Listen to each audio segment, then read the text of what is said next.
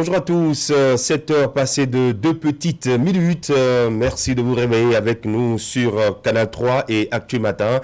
Installez-vous, toute l'info c'est ici et maintenant, à commencer par les unes des journaux. Wahab Ali Kwara va nous les présenter dans un instant. Wahab, bonjour. Bonjour Christian et bonjour à tous. Merci d'être là, on va vous retrouver tout à l'heure au sommaire ce mardi. Les observations, analyses, conclusions et exhortations du rassemblement des cadres et leaders de l'église protestante méthodiste du Bénin. En une journée de réflexion, ils ont, dans une logique participative, passé en revue la gouvernance du régime de la rupture et du nouveau départ depuis 2016, réussi à relever les avancées et appelle à mieux faire pour la consolidation des acquis de cette action qui vient après celle de l'Observatoire chrétien catholique de la gouvernance.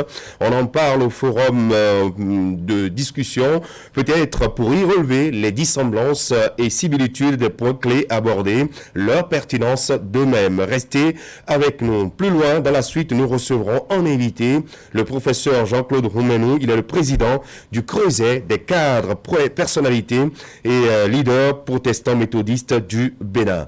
Nous évoquerons dans nos échanges plateaux de ce mardi l'actualité en Côte d'Ivoire. C'est fait depuis hier lundi. Alassane Dramane Ouattara est investi pour un troisième mandat présidentiel. On rappelle que ce mandat présidentiel est toujours controversé par l'opposition. On reviendra sur son discours marqué par son invite à l'endroit de l'opposition au dialogue, annonçant également la création dans les jours qui viennent d'un ministère de la réconciliation nationale. Nos analyses à suivre. En fin d'édition, votre revue de presse en entame la une des journaux. Merci de vous installer. Vous aurez également le mini-journal, le bulletin de l'information sur Actu Matin avec Ingrid Day. Merci de nous choisir. Alerte! Vous avez 60 ans et plus ou bien vous souffrez d'une affection chronique? Ceci vous concerne. Le coronavirus fait des ravages, surtout dans les rangs des personnes âgées. Pour vous protéger, respectez les consignes. Pratiquez l'auto-isolement. Ne sortez de chez vous que pour cause de nécessité absolue. Il y va de la préservation de votre vie.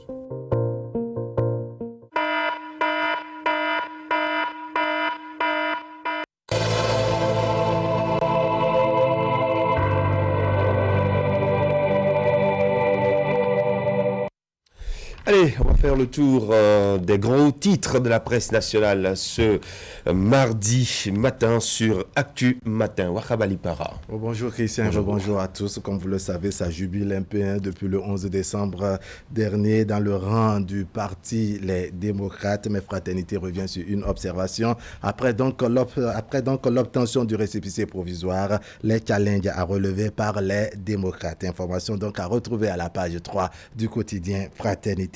Éducation à la santé sexuelle et reproductive, les jeunes des couvents vaudous, une cible marginalisée. Gestion des conflits en lien avec la transhumance transfrontalière, la GIZ, outil magistrat, force de l'ordre et de défense à Nati Tengu. Passation de charge à la JCI d'Assa, 41 collines. Le président local 2021, Achille Ayowa, investi dans ses fonctions. Et puis match de gala entre étudiants des universités publiques et privées, la FENOP et la FNEB célèbrent l'amitié.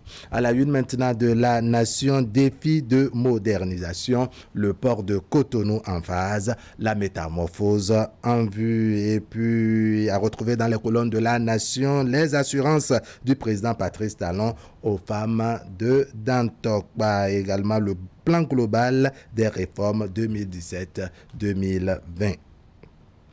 Quotidien Le Télégramme. Le journal nous apprend que samedi dernier a été lancé le concours de recrutement de 100 magistrats au lycée technique Koulibaly de Cotonou. Le même journal nous apprend donc qu'une candidate a été prise en flagrant délit de tricherie avec le corrigé type d'une épreuve. Parti Les Démocrates, voici la composition de tous les membres du bureau national. Quotidien Le Potentiel, activité de la Fondation Claudine Talon, misère et pauvreté en recul des vies sauvées. Et puis, Cour africaine des droits de l'homme et des peuples, Victor Tokpanou dénonce le manque de sérieux de l'institution. La Dépêche qui rapporte ce matin les propos de Mathias Humpe, luttons honnêtement contre la corruption. La Dépêche qui nous apprend que la déclaration des cadres de l'Église protestante méthodiste du Bénin divise.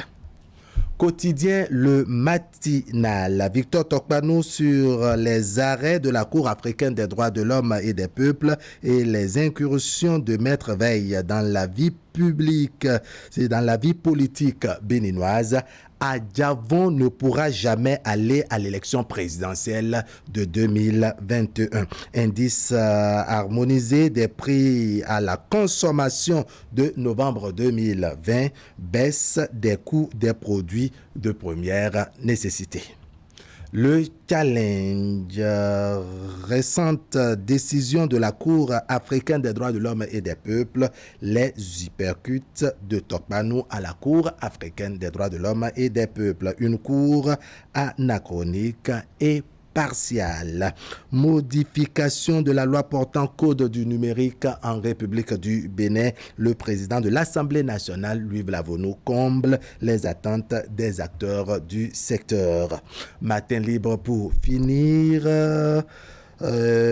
Caisse autonome d'amortissement, favoritisme dans les recrutements et nominations. Voilà, Christian, tout rapide des parutions ce matin avec Fraternité qui revient sur les challenges qui attendent, les challenges donc à relever par les démocrates après l'obtention du récépissé provisoire. Voilà, le récépissé provisoire reçu vendredi 11 décembre dernier du ministère de l'Intérieur. Et puis cette analyse d'Angelo Dossoumo à lire en page 3 du quotidien Fraternité parution du jour. Le parti les démocrates qui se réclament de l'opposition radicale avec l'appui de l'ex-chef de l'État, Boni Yayi, a 2 obstacles à franchir et précise donc Angelo Dossoumo, le premier relatif au consensus autour du ticket présidentiel qui participera à l'élection de 2021. Le second, c'est de réussir à recueillir les signatures des 16 parrains. Est-ce que le parti Les démocrates réussira donc à franchir ces 2 obstacles? Grosse interrogation du journal, ces analyses à découvrir en page 3 du quotidien, ou si vous le voulez, vous faites très rapidement un petit tour sur le www.fraternitébj.info pour lire cette analyse. En tout cas, on va y revenir en fin d'édition avec Asiongo Kanya Asiongo qui est en train de lire pour nous la presse nationale. La revue, c'est à suivre. Bonjour à vous, Ingrid. Oui, bonjour Christian et bonjour à tous. La première phase de la tournée de réédition de comptes entamée par le chef de l'État a connu son épilogue samedi dernier à Cotonou. À cette étape, le peuple a eu droit au bilan général des différentes réalisations du programme d'action du gouvernement. C'est la localité de Lobogor dans la commune de Boupa qui a abrité les différentes compétitions du Festival départemental des activités ludiques. Cette 2e édition est organisée par la direction départementale des sports du Mono. Voilà les titres. On va y revenir tout à l'heure dans le développement de ces différentes actualités. La pause, je vous reviens juste après.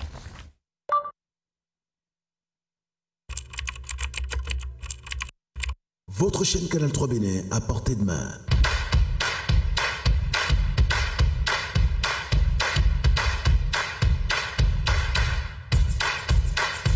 Découvrez désormais, depuis votre smartphone ou tablette, toute l'actualité nationale et internationale, vos émissions préférées de la chaîne Canal 3 en live 24/24, où que vous soyez, à travers son application disponible en téléchargement libre sur Play Store. Canal 3 est sur le www.canal3television.com. Vous êtes les bienvenus. Canal 3, la passion de l'image.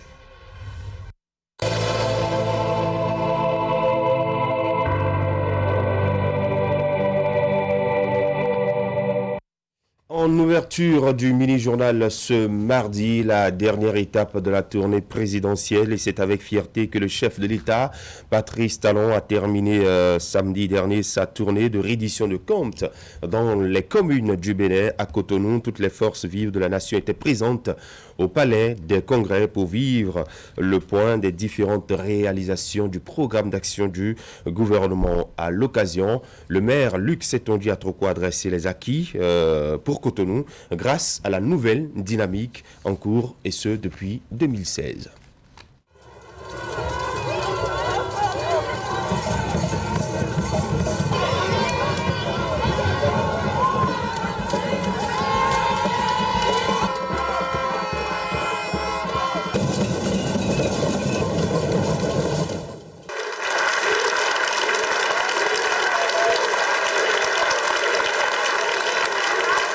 Mise en place de la société de gestion des déchets qui est une solution à l'assainissement et à l'hygiène dans la ville de Cotonou.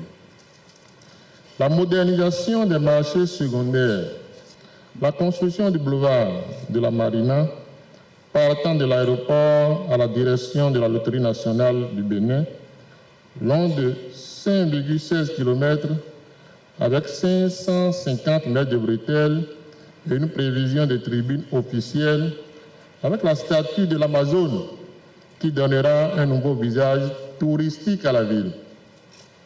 L'asphaltage des rues de la ville de Cotonou sur 66 km pour une prévision de 256 km, ce qui améliore nettement la mobilité urbaine. Le contournement nord de Cotonou en vue est une solution par excellence pour désengorger les artères de la ville. Le projet de gestion des eaux pluviales de résilience urbaine, PAPC, d'un montant global de 253 milliards de francs CFA, constitue un programme d'envergure au regard de l'ampleur et la récurrence des inondations dans la ville de Cotonou. L'achèvement des travaux de densification sur 15 km de côte avec pose de nouveaux épis ainsi que le rechargement de l'ensemble de la côte est allant du chenal de Cotonou jusqu'au péage de Sémé dans le cadre de la lutte contre l'érosion côtière. Le projet d'appui aux communautés ACES à travers les travaux mobilisateurs d'intérêt collectif et son passage de 3 000 à 5 000 CFA au profit des ménages pauvres et extrêmes pauvres, qui vient en renfort au projet hautement social d'assurance pour le renforcement du capital humain, H, et qui vise la réduction de la pauvreté au Bénin et en particulier à Cotonou. Le renforcement du dispositif pour la maîtrise de l'énergie électrique dans le pays. L'aménagement de l'aéroport de Cotonou, qui donne un coup de pouce à l'attractivité de la ville de Cotonou. Dans presque tous les domaines, nous avons donné à nous-mêmes et au monde entier la preuve que nous sommes enfin capables. Pas la preuve que nous avons tout réussi en une fois, comme de la magie, mais que le Bénin, désormais, est capable de faire face à ses besoins d'aujourd'hui, de demain, d'après-demain, ou d'engager une dynamique de construction. C'est l'essentiel. Moi, j'ai la conviction que notre pays est déjà un autre pays. J'ai la conviction que plus rien ne nous effraie. J'ai la conviction que le Bénin, en vérité, est une grande nation. Nous avons même réussi les réformes les plus difficiles, qui nous ont mis à l'épreuve, qui nous ont coûté des sacrifices énormes. Et nous avons tenu. Et aujourd'hui, le constat est que, jour après jour, les uns et les autres voient la pertinence de ces réformes-là.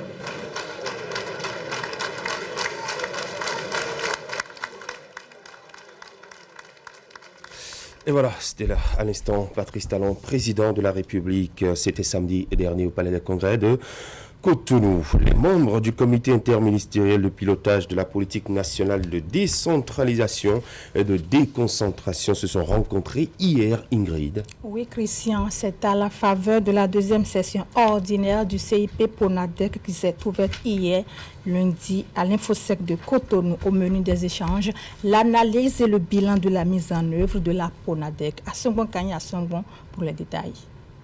Cette session s'avère très importante.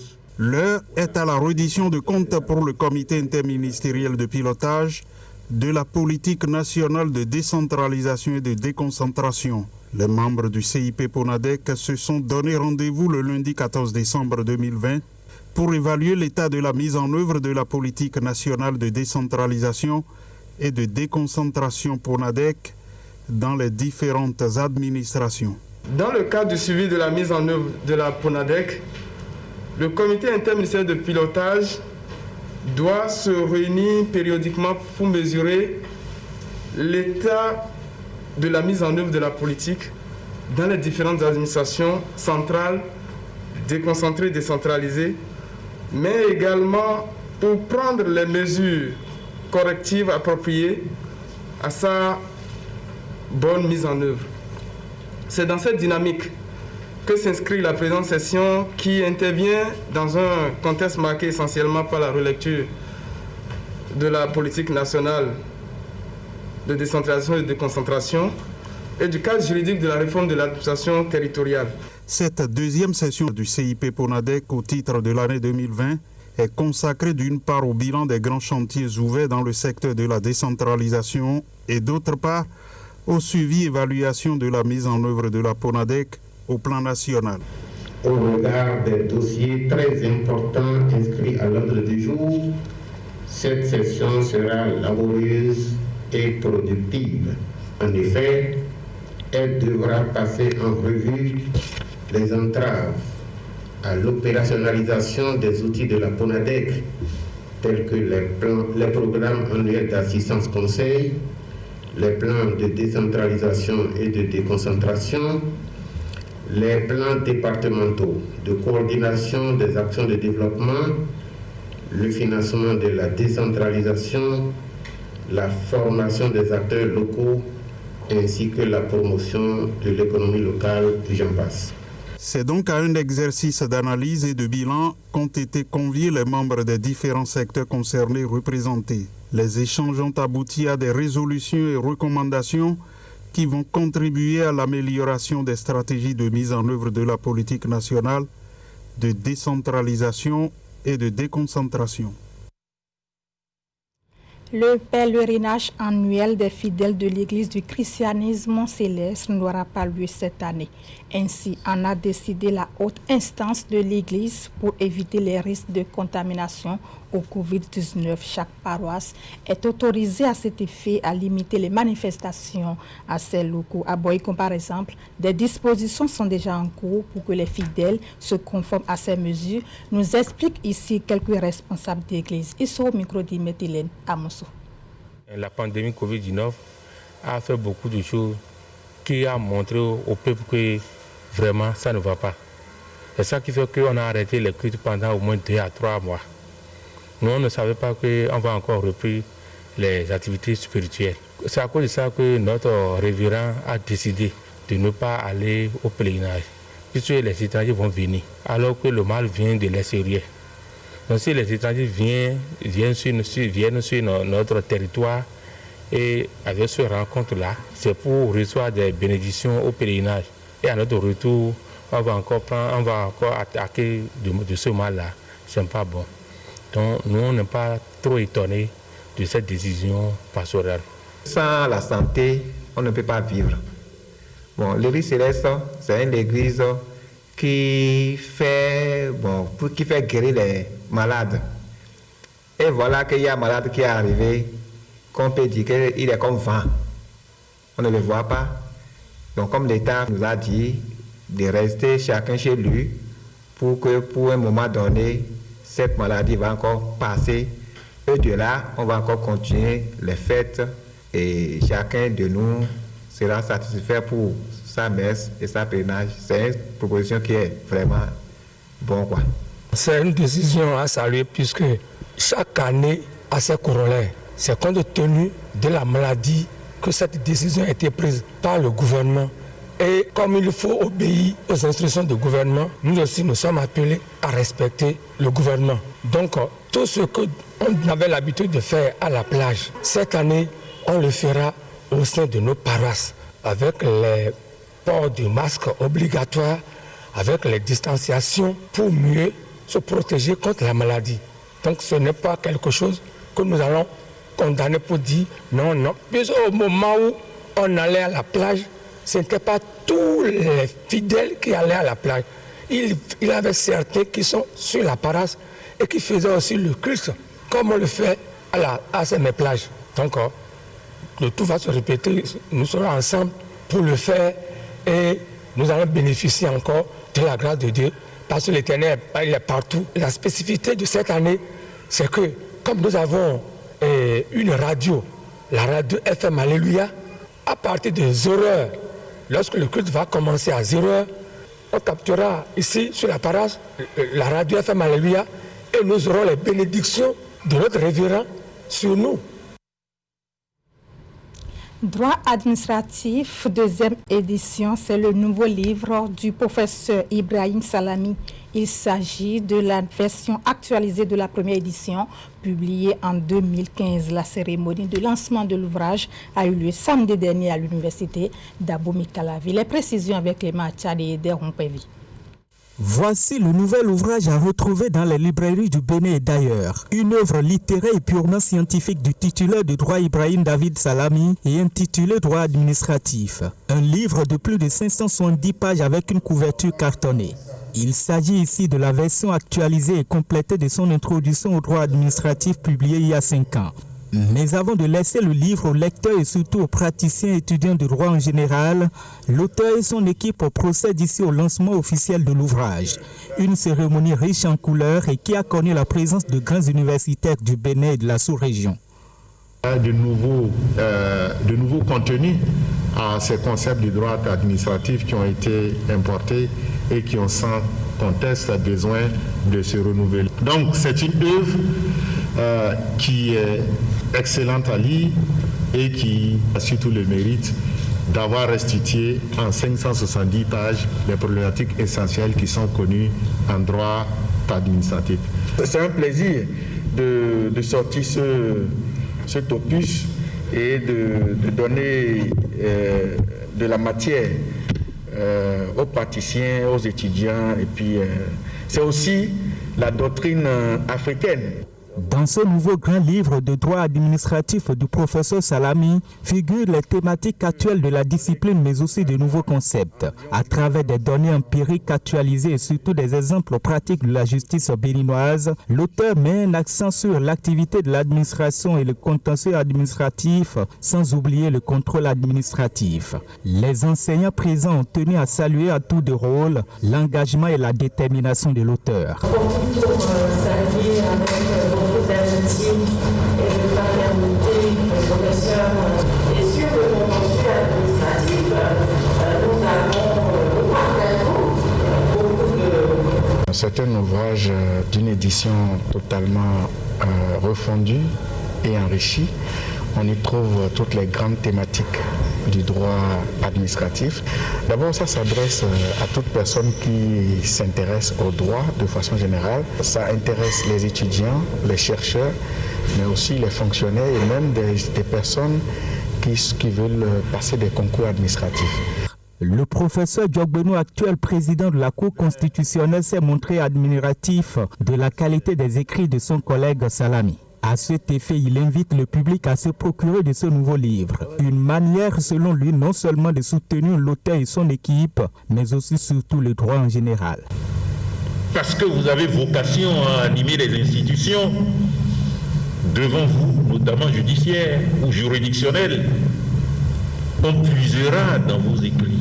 Et c'est ce qui m'amène simplement à vous demander d'acheter ça ne va pas dans sa poche. Après ces étapes, place a été donnée à un instant de vente à l'américaine à titre symbolique. L'auteur a saisi l'occasion pour faire des dédicaces à ceux qui ont acheté le livre. Pour rappel, Ibrahim David Salami est auteur de plusieurs autres ouvrages sur le droit administratif et le droit constitutionnel. Rendons-nous à présent dans le Mono pour parler de la deuxième édition du Festival départemental des activités ludiques qui a lieu samedi dernier. C'est la localité de Lobogo dans la commune de Bopa qui a abrité les différentes compétitions de cette année. L'organisation a été assurée par la direction départementale des sports du Mono. Je forme ça.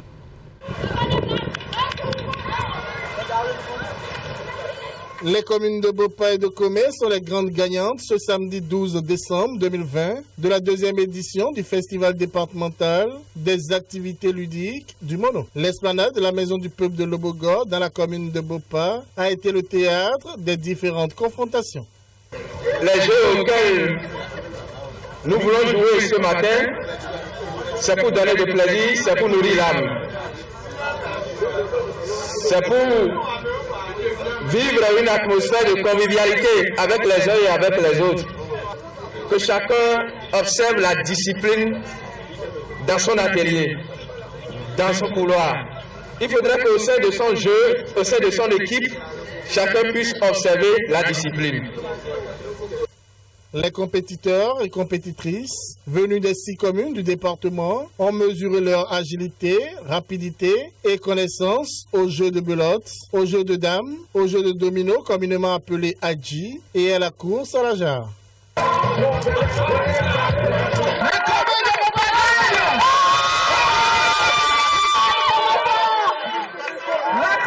Nous sommes très contentes d'avoir remporté la première classe. L'année passée, on a été à Komé et c'est Bopa qui avait rapporté. Et cette année, c'est comme c'est sur notre territoire, on a pensé relever le défi, ce qui a été réalisé. La direction départementale des sports du Mono est la cheville ouvrière de ce festival. Il s'inscrit au plan de travail annuel du ministère des Sports. Il vise à développer l'esprit d'anticipation chez les jeunes, à créer un brassage entre eux en vue de leur permettre de se solidariser. Vous pourrez constater que nous avons fait un clin d'œil aux jeux de dames, aux jeux de belote, aux jeux de domino également, avec cette discipline particulière au département du Mono du Koufou qu'est la course char sur la tête, et ce depuis quelques années. Et donc la direction départementale a décidé de rassembler ces acteurs dans cette période marquée par la pandémie du coronavirus et qui montre un peu notre résilience par rapport à cette pandémie, parce que la vie doit pouvoir continuer. C'est comme du vélo, vous vous arrêtez et vous tombez. Nous devrons continuer par vivre avec la pandémie et continuer par faire nos activités dans le respect des normes définies par le gouvernement par rapport à cette maladie. Et c'est ce qui a été fait. Vous pourrez constater que vous avez du gel sur le terrain et aussi du dispositif de lavage de mains. Tous les acteurs avec des masques. Au tableau des récompenses, au niveau de la course à la jarre, Bopa est première, suivie des communes de Lokossa et Atiémé. Au jeu de dames, l'équipe de Komé est sur le toit du département, suivie de Khouyagbe, deuxième, et de Lokossa, troisième. En finale, de la belote et du jeu de dames, Komé a battu respectivement Bopa et Khouyagbe. Voilà, on reste avec Geoffroy Messan pour parler maintenant de la sélection des meilleurs athlètes appelés à représenter le département du Mono à la phase finale du Festival national du sport féminin qui se tiendra à Porto-Novo. La sélection s'est déroulée le week-end dernier sous la supervision de la direction départementale des sports du Mono. A réalisé un chrono de 5,57 m.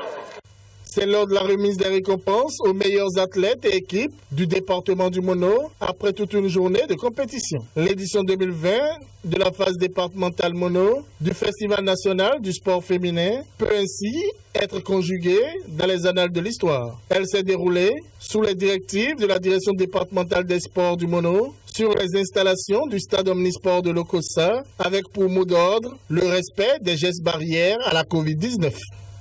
C'est une édition particulière marquée par la pandémie du coronavirus.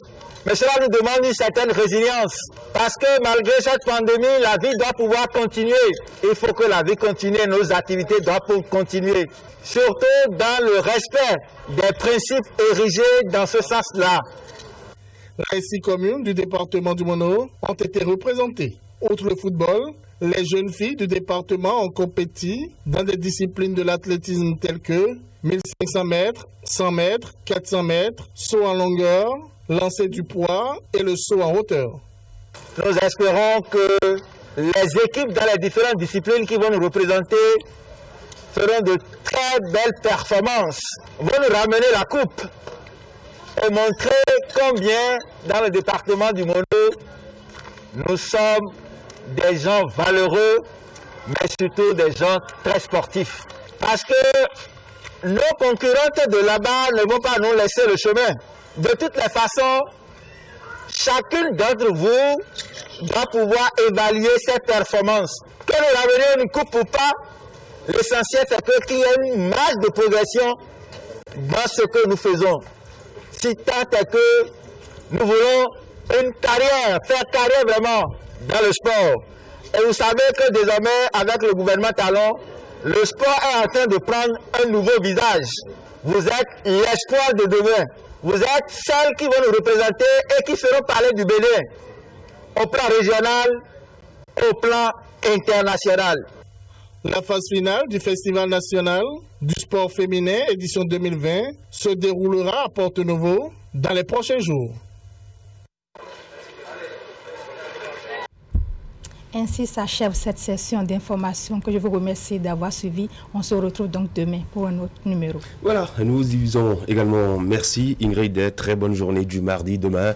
Autour de 7h15, on vous recevra pour les informations en images sur Canal 3 Bénin et Actu Matin. L'autre rendez-vous à prendre des informations sur Canal 3, c'est tout à l'heure, quand il sonnera 13h. Pour l'heure, le forum de discussion en plateau, les débatteurs, des sujets à aborder ce matin. On reviendra donc sur la lecture des cadres, personnalités et leaders de l'Église protestante méthodiste du Bénin sur la gouvernance à l'ère de la rupture et du nouveau départ.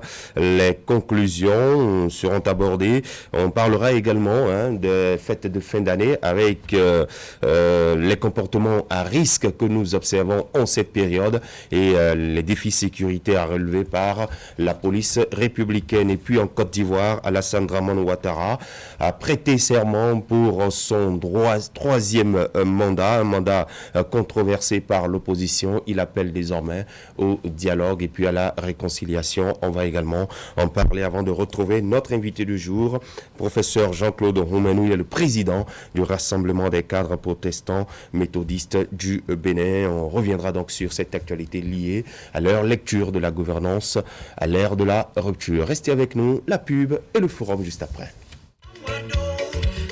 L'horizon du troisième millénaire, ça c'est une structure qui marche très bien. Il achète des parcelles, il revend les parcelles. Les gens s'intéressent et les gens viennent et les gens achètent plein de trucs chez lui, auprès de lui. Les gens n'ont jamais eu de problème quand il achète des trucs. Même s'il essaie de négocier, il n'a jamais de problème. Je vous rassure, les nouveaux acquéreurs qui désirent acheter auprès du troisième millénaire, il faut qu'il ait confiance, une très grande confiance. J'ai intégré la parcelle depuis l'année 2000 jusqu'à ce jour. Donc sur la parcelle, nous n'avons pas un problème, aucun problème. Il fait bon vivre chez nous, à Pau ici. Nableouya, Athènes, Paris, France, fit debout. Rien à quoi avec le troisième millénaire ici. Problème debout avec ton roi. Et ouais, quand on population, toi, à grand verre, on go.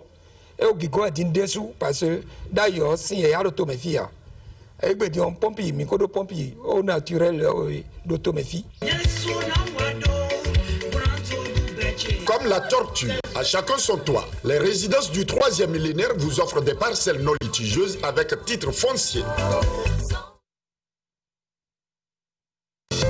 garde qui dort jamais chez nous, vous dira-t-on. Mais ça arrive dans n'importe quelle structure de sécurité et sur n'importe quel continent. Quelle que soit la qualité de la formation ou du recrutement, l'humain présente parfois des défaillances. C'est pour pallier à cela que Benin Tracking Security, entreprise visionnaire, a inventé un nouveau concept de sécurité qui allie l'électronique à l'humain avec des outils comme le rondier qui maintient l'agent en état constant de veille et de vigilance, notre salle de contrôle unique au Bénin, le bouton panique, moyen d'alerte efficace en cas de menace et notre anti-intrusion avec lequel vos locaux deviennent des forteresses infranchissables. BTS réinvente la sécurité au Bénin. Essayez-nous, vous nous adopterez pour toujours. Benin Tracking Security, le pionnier de la sécurité moderne au Bénin. Infoline 00229 21 31 68 72 67 15 80 41. A+ et Canal+ University lance Rions Plus, un appel à projet pour la production de programmes courts, humoristiques à destination des talents africains. Inscrivez-vous sans tarder pour exprimer votre créativité à travers un format moderne, original et dynamique. Les dépôts de projets se feront du 14 au 24 décembre 2020. Toutes les informations et conditions de participation sont disponibles sur le site web www.a-plus.com. Vous êtes producteur, réalisateur, résident en Afrique francophone et vous avez du talent. Alors ne manquez pas cette occasion de montrer votre savoir-faire. Bienvenue chez Airfroid Technologies. Vous y trouverez des climatiseurs split system à modèle tropicalisé avec unité extérieure, anti-corrosion, silencieux et très économique en consommation électrique. Vous avez la possibilité de rechanger toutes les pièces possibles en plus d'un service après-vente assuré sur tous vos achats. Pour tout contact, appelez au 00229 21 32 65 43 61 17 63 77 ou visitez notre showroom juste en face de l'église Saint-Jean à Cotonou. Avec la qualité des climatiseurs à Airfroid Technologies, économisons l'énergie électrique. Airfroid Technologies, King Mensa vous le conseille.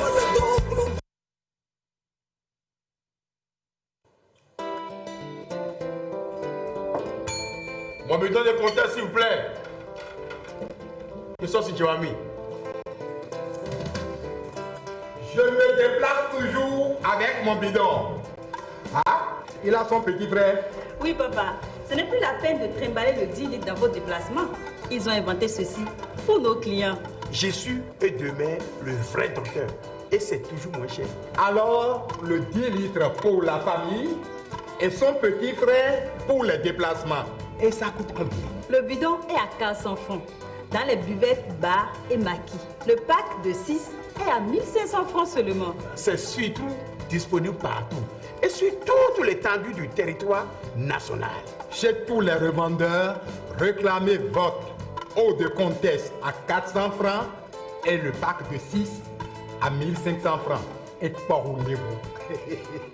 Eau comtesse, eau du Bénin. Comtesse, le plaisir de tous les jours.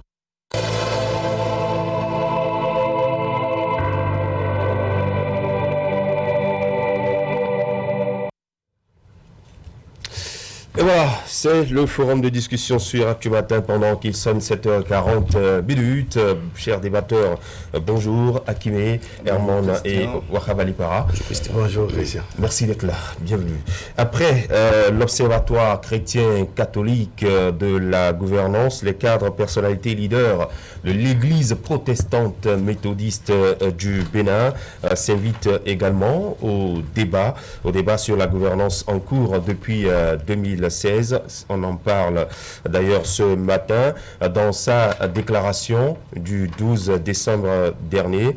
Eh bien, les cadres sont, dans leur déclaration, ils sont revenus sur les avancées notées depuis 2016 en matière de gouvernance, la nouvelle politique mise en œuvre par le régime du président Patrice Talon. Et dans la suite, les cadres nous ont également fait part de quelques motifs d'insatisfaction. On va y revenir. D'abord, que vous inspirent ces actions des personnalités religieuses, ce regard qu'elles portent désormais, et ce, de plus en plus sur la chose publique en République du Bénin. Herman Niamboussou. Vous avez fait de rappeler un peu qu'il y a d'abord eu l'Observatoire chrétien-catholique de la gouvernance qui s'est prononcé, parce que là, ça regroupait effectivement les cadres chrétiens-catholiques. Et après eux, il y a eu également les cadres méthodistes qui ont également fait une réunion au cours de laquelle, à l'issue de laquelle il y a eu un communiqué qui a été pondu. Le communiqué, je pense que ça montre effectivement que les cadres, qu'ils soient méthodistes, qu'ils soient chrétiens catholiques, ne vivent pas en dehors de la société. C'est des gens qui ont apprécié la gouvernance d'Allons et qui savent l'apprécier à sa juste mesure, parce que justement, quand on parle des cadres méthodistes, ils ont d'abord fait une sorte de bilan des actions et des réformes entreprises au plan politique. Oui. Ils ont également, et à ce niveau, par exemple, au niveau plan politique, ils ont relevé que les réformes tendent à une certaine unification de la classe politique. Même si, à ce niveau, ils l'ont également rappelé, les réformes ne sont pas toutes acceptées, notamment, ça confine un peu le droit de l'opposition à pouvoir exercer ses activités sur le terrain. Au plan social et économique, parce que justement, qui dit politique dit social, dit économie, c'est ce qu'on nous a appris avant de venir au volet culturel et tout, parce que les trois tiennent les autres en jeu là. Je pense qu'au plan social et économique, ils ont également relevé certaines avancées, notamment au plan social, par exemple, le projet Arche, le droit de grève, la santé et tout. Ils ont également relevé des points de satisfaction, comme vous l'avez dit, avant de faire des recommandations. Je pense que tous ces éléments, quand vous les lisez, mot pour mot, vous vous rendez compte que ce ne sont pas des fleurs jetées à la gouvernance d'Allons, parce qu'il n'y a que celui qui ne fait rien qui ne se trompe pas. Ils ont relevé que des efforts ont été faits, mais qu'il y a des choses qu'on peut également corriger, et je pense que c'est à leur actif. Alors, au-delà des personnalités politiques qui s'expriment sur le mode de gouvernance aujourd'hui, que nous voyons au devant de la scène, au devant de l'actualité, des personnalités religieuses également prendre une part dans le débat actuel, c'est-à-dire donc qu'il y a une certaine dynamique en cours actuellement, Wahab Ali Para, sur ce que font les gouvernants. Oui, je crois que les gouvernants eux-mêmes sont déjà conscients de ce que pratiquement toutes les couches de la société ont un regard sur leur gouvernance, sur leur style de gouvernance du pays. Et je crois que pour l'Église protestante méthodiste du Bénin, n'est-ce pas, il y a des statuts qui régissent leur fonctionnement et qui leur permettent, n'est-ce pas, d'avoir un regard sur la vie politique, sociétale et sur de participer donc au débat de la société, au débat citoyen et au débat politique. Donc c'est ce qui a mené l'Église ou les leaders et personnalités de l'Église protestante méthodiste du Bénin de porter ce regard sur la gouvernance en deux grandes phases, c'est-à-dire reconnaître ce qui est fait, n'est-ce pas, le mérite du régime, sa réussite du système partisan qu'ils ont applaudi, tout en soulignant, n'est-ce pas, les insuffisances pour l'Église protestante méthodiste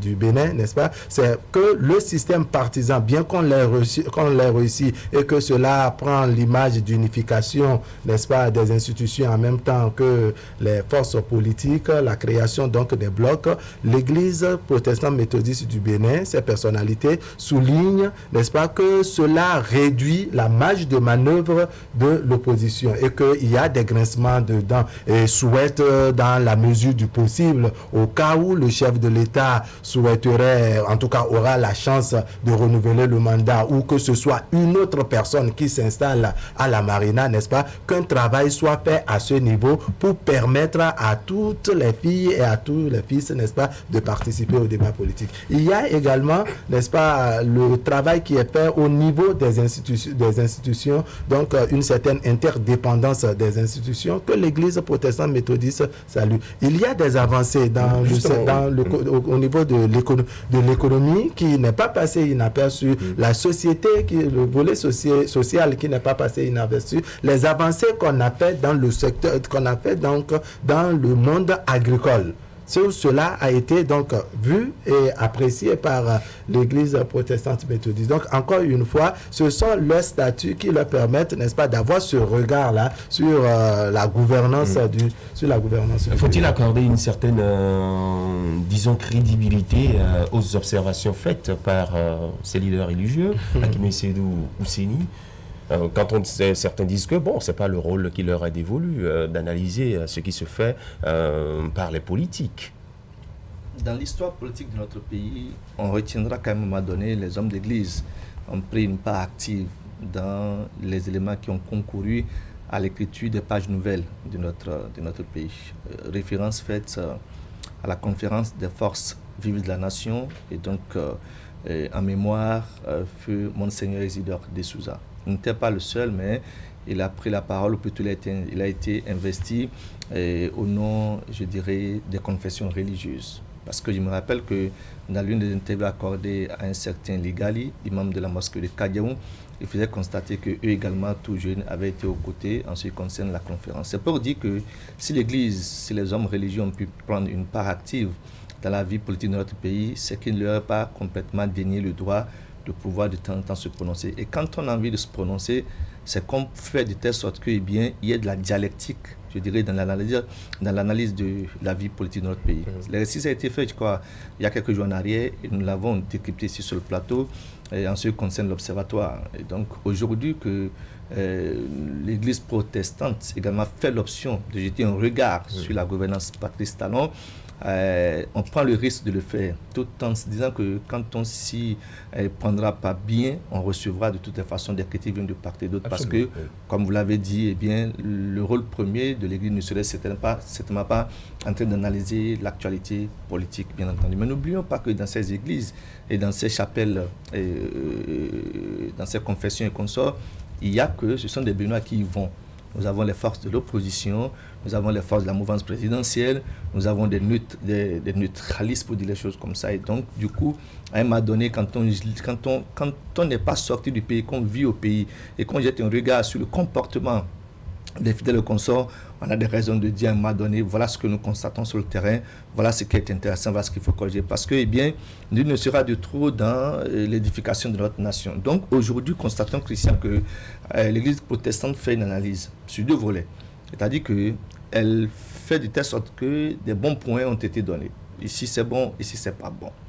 Et au même moment, c'est qu'elle doit avoir l'honnêteté intellectuelle, Christian, si tant est qu'elle veut être honnête envers elle-même, puisqu'on dit que ce sont les hommes d'église, ça va être quand même un chaos que de constater que les hommes d'église refusent de voir la vérité en face. C'est pour ça que certainement ils disent que oui, ici c'est bon. À ce niveau, eh bien, il va falloir qu'on corrige. Parce que c'est important qu'on puisse mettre le doigt là-dessus. Patrice Talon est le chef d'État, il est en action. Et il va être prétentieux que de croire que, eh bien, quand on viendra faire l'analyse, ou bien quand on viendra faire le bilan de Patrice Talon, qu'on ne trouvera que de très bonnes choses. Mais alors, quand on va le faire ainsi, attendez, on le prend pourquoi? Pas pour des zozos. Il y a des choses qui se passent qui sont bien applaudies, bien entendu. Mais au même moment, dans ce même pays, il va falloir quand même qu'on puisse dire, ah, quand on a lancé des réformes, à tel endroit, ça a cloché, il va falloir peut-être qu'on revoie le paradigme de gestion. Je crois que c'est cet exercice-là que l'Église protestante a fait. Et je crois que ce qui va être intéressant pour Patrice Talon et puis et les siens, c'est de beaucoup plus s'accentuer sur ce qui n'a pas marché. Ce qui n'a pas marché. S'il y a encore une possibilité de corriger, de remettre les choses à l'endroit, qu'on le fasse, parce que c'est une analyse globale de l'actualité politique socio. Alors justement, revenons à l'actualité politique. À la différence de l'Observatoire qui a demandé expressément la suppression, par exemple, du principe de parrainage pour la présidentielle prochaine, on n'a pas vu autant l'Église protestante se prononcer sur cet aspect de la chose, Akimé. Non, l'Église protestante n'est pas l'Église, n'est pas l'Observatoire catholique. Elle n'a pas fait l'option de voir les choses de la même manière. Toujours est-il qu'il n'y a que les deux finissent par se retrouver à un niveau donné, c'est qu'il y a des choses sur le plan politique, il y a des choses qu'il faut revoir.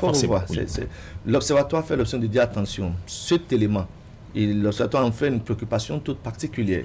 Elle estime que voilà les choses en l'état. Si on ne revoit pas la question du parrainage, peut-être que bien après, d'ici des jours à venir, au regard de comment est-ce que les trucs se passent, eh bien, ça va pas être intéressant. La preuve, c'est que jusqu'à présent, et hier en est une illustration parfaite, bien que les démocrates aient eu leur récépissé, hier quand vous recevez le vice-président de cette formation politique, voilà, vous faisait constater que oui, en l'état actuel des choses, les parrainages sont exclusivement réservés, je dirais, à Patrice Talon, parce que c'est lui qui a 82 députés à l'Assemblée nationale, qui embouche tous la trompette du régime au pouvoir. Quand on prend les 77 mai, il y a 64 soit 11 qui, a priori, vont parrainer, je dis, un candidat de régime. Donc, du coup, eux, ils doivent aller négocier. Donc, quand on va négocier, ce n'est pas la même posture qu'on a. Alors, c'est pas la même posture qu'on a. Voilà, pour dire les choses comme ça. Donc, je crois que l'Église catholique a mis le doigt sur le parrainage. C'est normal, c'est ce qu'il pense, c'est ce qu'elle pense, et qu'il faut corriger en l'état pour avancer. L'église protestante, je ne les en voudrais pas, ne peut pas mettre le doigt sur le parrainage, mais quand on fait le croisement, il y a un sujet d'actualité, c'est le sujet du parrainage et une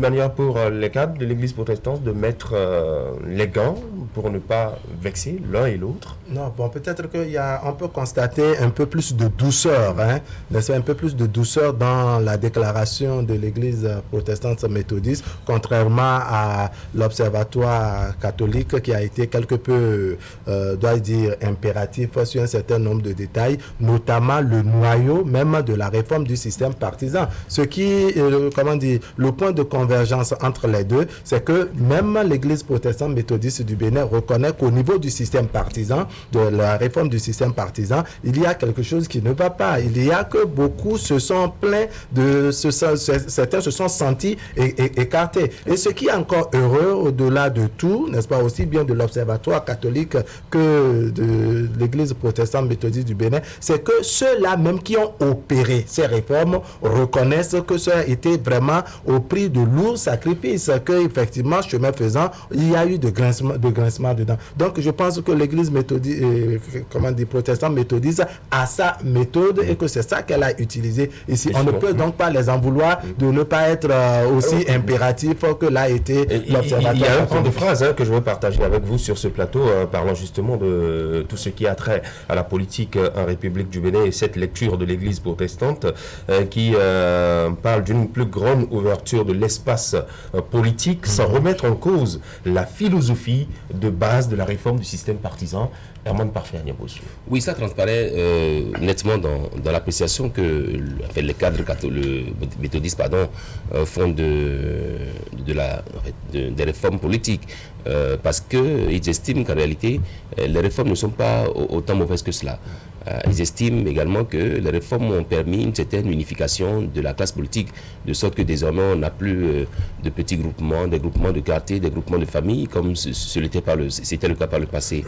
C'est vrai que désormais, avec la réforme des partisans qui permet désormais un financement public des partis politiques, et donc désormais c'est fait en sorte que le parti politique ne soit plus la propriété de celui qui initie ou du bailleur de fonds, je pense que c'est des réformes quand même à saluer. C'est vrai que contrairement à l'Observatoire catholique, chrétien catholique, qui demande qu'on supprime le parrainage pour les élections présidentielles qui s'annoncent, parce que justement ce parrainage serait porteur d'un germe de division, de tension dans le pays.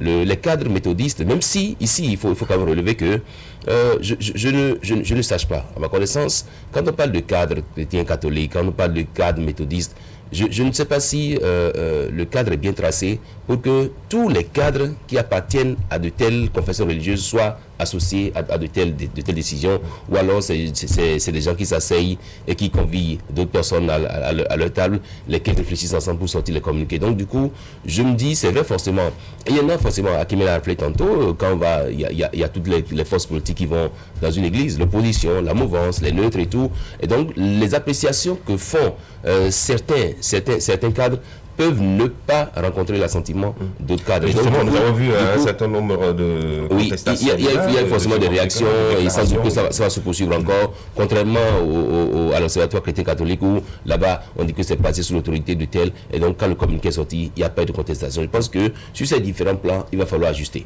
Au niveau de l'éducation, parlons également, puisque ils ont prononcé la décision, justement, oui, l'institutionnalisation, voilà, j'y arrive, de l'aspirana comme une solution au problème de manque de ressources humaines enseignantes ne semble pas forcément être un gage de qualité, à préciser le cadre, le creuset. Oui.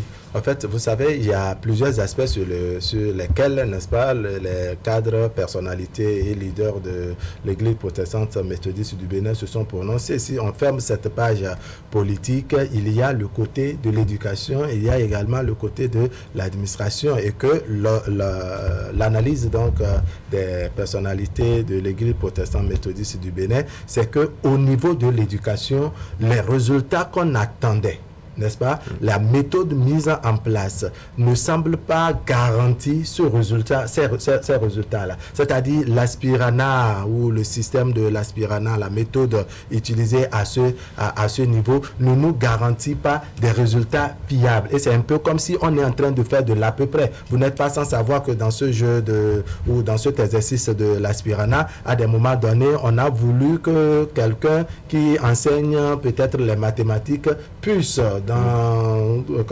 enseigner peut-être, je ne sais pas si c'est une autre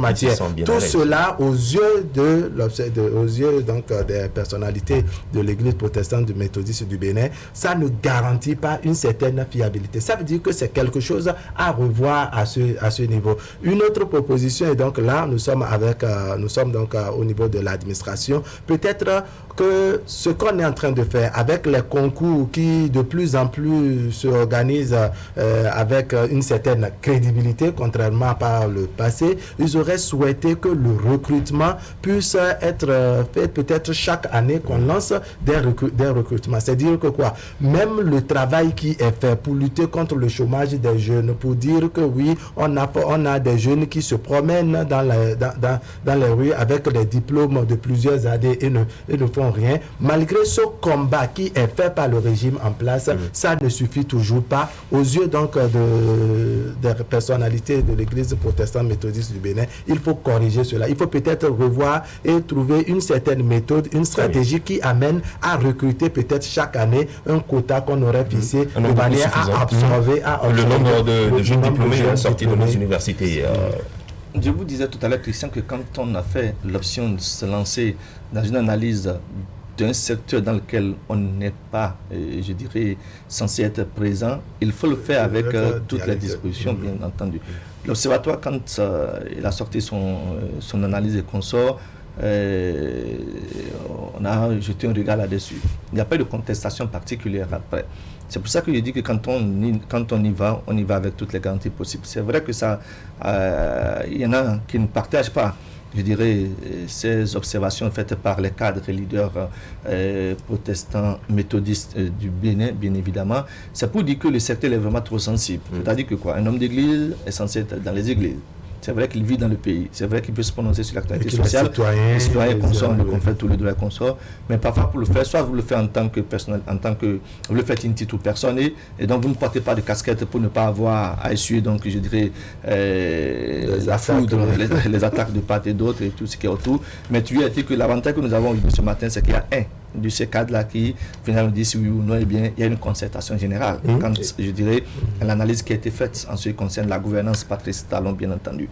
Plusieurs secteurs ont été abordés. On sont passés au crible par donc ces cadres et consorts. Et c'est pour ça que vous mettez cette fois-ci l'accent sur l'éducation. Le volet éducation. Non, je crois qu'il y a eu tellement de contestations relativement à cette affaire d'Aspirana. Ça, c'est clair. Où on a eu l'impression que vous nous ramenez 15 ans, 20 ans en arrière. Parce que je me souviens que dans les collèges, il était arrivé qu'un professeur de français fasse anglais. Et qu'un professeur de biologie fasse géologie. C'était, je fais un recours à ce qui se passait par le passé. Et dans la foulée, on s'est rendu compte qu'on ne peut pas être bon dans 3, 4, 5 matières, bien entendu. Donc il fallait maintenant qu'il y ait des personnes bien spécialisées à dispenser telle ou telle autre matière. Ça, on le faisait ainsi parce qu'on visait la qualité de l'éducation, de ce qui est dispensé à nos élèves. Aujourd'hui, et pas plus tard qu'il y a quelques mois en arrière, eh bien, on a l'impression qu'on fait un retour sur 4, 5, 6 ans, 30, 20 ans en arrière. Donc la question elle est tellement fondamentale qu'il s'agit de l'éducation de nos enfants. Parce que les cadres d'aujourd'hui ont été les élèves qui ont été formés il y a 10 ans en arrière. Donc si l'éducation pose un problème, eh bien, il n'y a rien à faire. Nous aurons des cadres qui seront à l'image de ce qu'ils ont reçu comme éducation. Donc, se prononcer là-dessus, c'est dire que oui, dans les réformes, il y en a, comme je l'ai dit dans ma première prise de parole, de très bons, bien évidemment. Il y a aussi des choses qu'il faut revoir. Donc, je crois que il faut peut-être mettre tous ces éléments dans un entonnoir et tamiser pour voir véritablement de quoi il est question. Parce qu'il n'y a rien à faire aujourd'hui, c'est une évidence, Christian, qu'il y a eu beaucoup de grincements dedans en ce qui concerne l'Aspirana, en ce qui concerne toutes les réformes qui ont été injectées. Il y en a eu donc qui ont produit des résultats probants et intéressants. Il y en a véritablement qui n'ont pas il faut revoir les choses, il faut les corriger. Les choses. Pour noter justement que quand on compare un peu les deux prises de position, on se rend compte que du côté des chrétiens catholiques, il y a eu une sorte d'accentuation sur le volet politique. Alors qu'ici, au niveau des cadres méthodistes, on est venu sur l'administration, sur le social, on est venu sur l'économie, on est venu et pour un peu appuyer ce que Arab a dit, sur cette question par exemple de la fonction publique, on a demandé qu'on puisse recruter des hommes de qualité dans la fonction, parce que l'observatoire, pardon, pas l'observatoire, les cadres méthodistes estiment que dans la fonction publique, il n'y a pas de cadre compétent, vraiment compétent à certains postes de responsabilité. Donc, il faut accentuer. C'est en cela qu'ils ont proposé une sorte de recrutement annuel pour pouvoir absorber tout ce qu'il y a comme ressources de qualité dans le pays. Je pense que quand on prend l'un ou l'autre des cas, on se rend compte que les points de vue et la fixation sur les différents volets n'est pas la même. Justement, quand on aura notre invité tout à l'heure en plateau, le professeur Jean-Claude Roumenou, président du Rassemblement des cadres protestants méthodistes, il nous dira certainement le retour qu'ils ont bien souvent toutes les fois qu'ils sortent un communiqué qui fait un bref résumé de leurs observations sur la dynamique en cours chaque année ou chaque période en République du Bénin. Nous sommes en plein mois de décembre. Et décembre, quand on le sait, c'est le mois des fêtes de fin d'année, la Noël qui est prévue pour le 25. Et le 1er janvier prochain, c'est le Nouvel An. Est-ce que vous sentez une certaine quiétude dans le rang des populations à l'approche de ces fêtes de fin d'année, sur le plan sécuritaire? Oui, une certaine quiétude, on peut le dire, mais tout le monde est méfiant parce que jusque-là, on n'a pas encore enregistré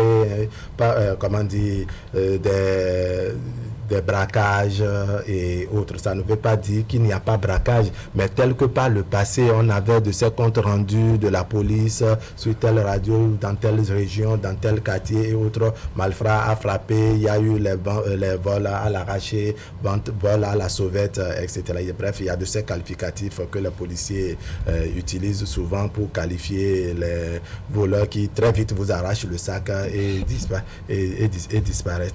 Maintenant, nous sommes à la fin de l'année. Il faut davantage cette vigilance et cette attention au niveau des populations. Et en termes de sécurité, vous voyez, il y en a qui veulent fêter à tout prix. On a des rienfaiseurs qui ne veulent donc pas fournir d'efforts, qui veulent vivre aux dépens de l'énergie et des fruits, des efforts des autres. C'est eux qui attendent, qui vous observent, qui vous filent dans le quartier, qui savent que telle personne a la voiture, telle personne est en train de faire des courses pour s'approvisionner pour la fête. Il vient soit escalader votre mur pour voler, soit c'est qu'on vous barre la route, soit vous rentrez la nuit. Moi, je pense qu'il va falloir bien s'organiser, rentrer et éviter de rentrer à des heures tardives, n'est-ce pas, et réduire donc les chances de ces personnes mal intentionnées de vous braquer pour vous prendre. Parce que dans l'obscurité, dans le noir, donc la nuit, les chances ou la facilité pour les malfrats, tout cela, ces chances sont nombreuses pour qu'ils vous attaquent. Et maintenant, à la police d'accompagner. La police républicaine fait ce qu'elle peut, n'est-ce pas? Elle est d'ailleurs appréciée par les populations, mais on les invite, là, on invite les policiers, on invite donc la police républicaine et les forces de l'ordre, toutes catégories confondues, n'est-ce pas, à multiplier de vigilance, à se montrer davantage présents sur le terrain, ne serait-ce que pour dissuader, accompagner les populations et donc aux populations aussi d'être attentives et d'informer tout mouvement des mouvements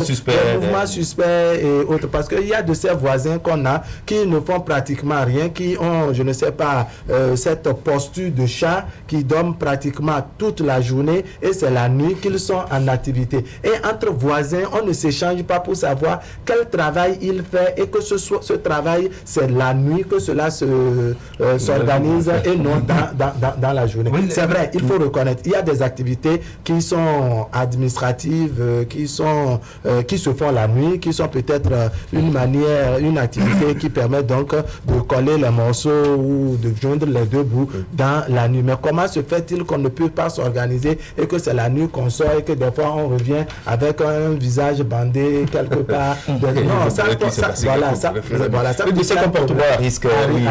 Oui, Akimé. Non, de toutes les façons, je crois que la période s'y prête à propos.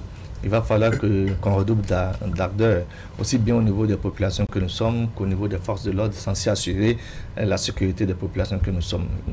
Je crois qu'à Porto-Novo, on aurait lancé une opération Cobra, c'est ça. Il faut en lancer davantage. Il faut en lancer davantage dans toutes les contrées. Moi, j'ai cru pouvoir dormir sur mes deux oreilles quand je me suis retrouvé entre trois privilégiés de la République. Quand on dit privilégiés, c'est quoi? C'est des ministres du gouvernement, c'est des députés à l'Assemblée nationale. Donc je me suis dit, tiens, en me retrouvant coincé parmi ces sommités, je crois que ma sécurité est presque beaucoup assurée. Mais je constate que bien malheureusement, en 2 temps de mouvement, je crois, les vols s'opèrent. En plein 18 heures, on vient vous casser. Ces personnalités ne sont pas bien souvent la cible privilégiée des malfrats. Malheureusement, ce ne sont pas elles qui sont victimes, ce sont les populations.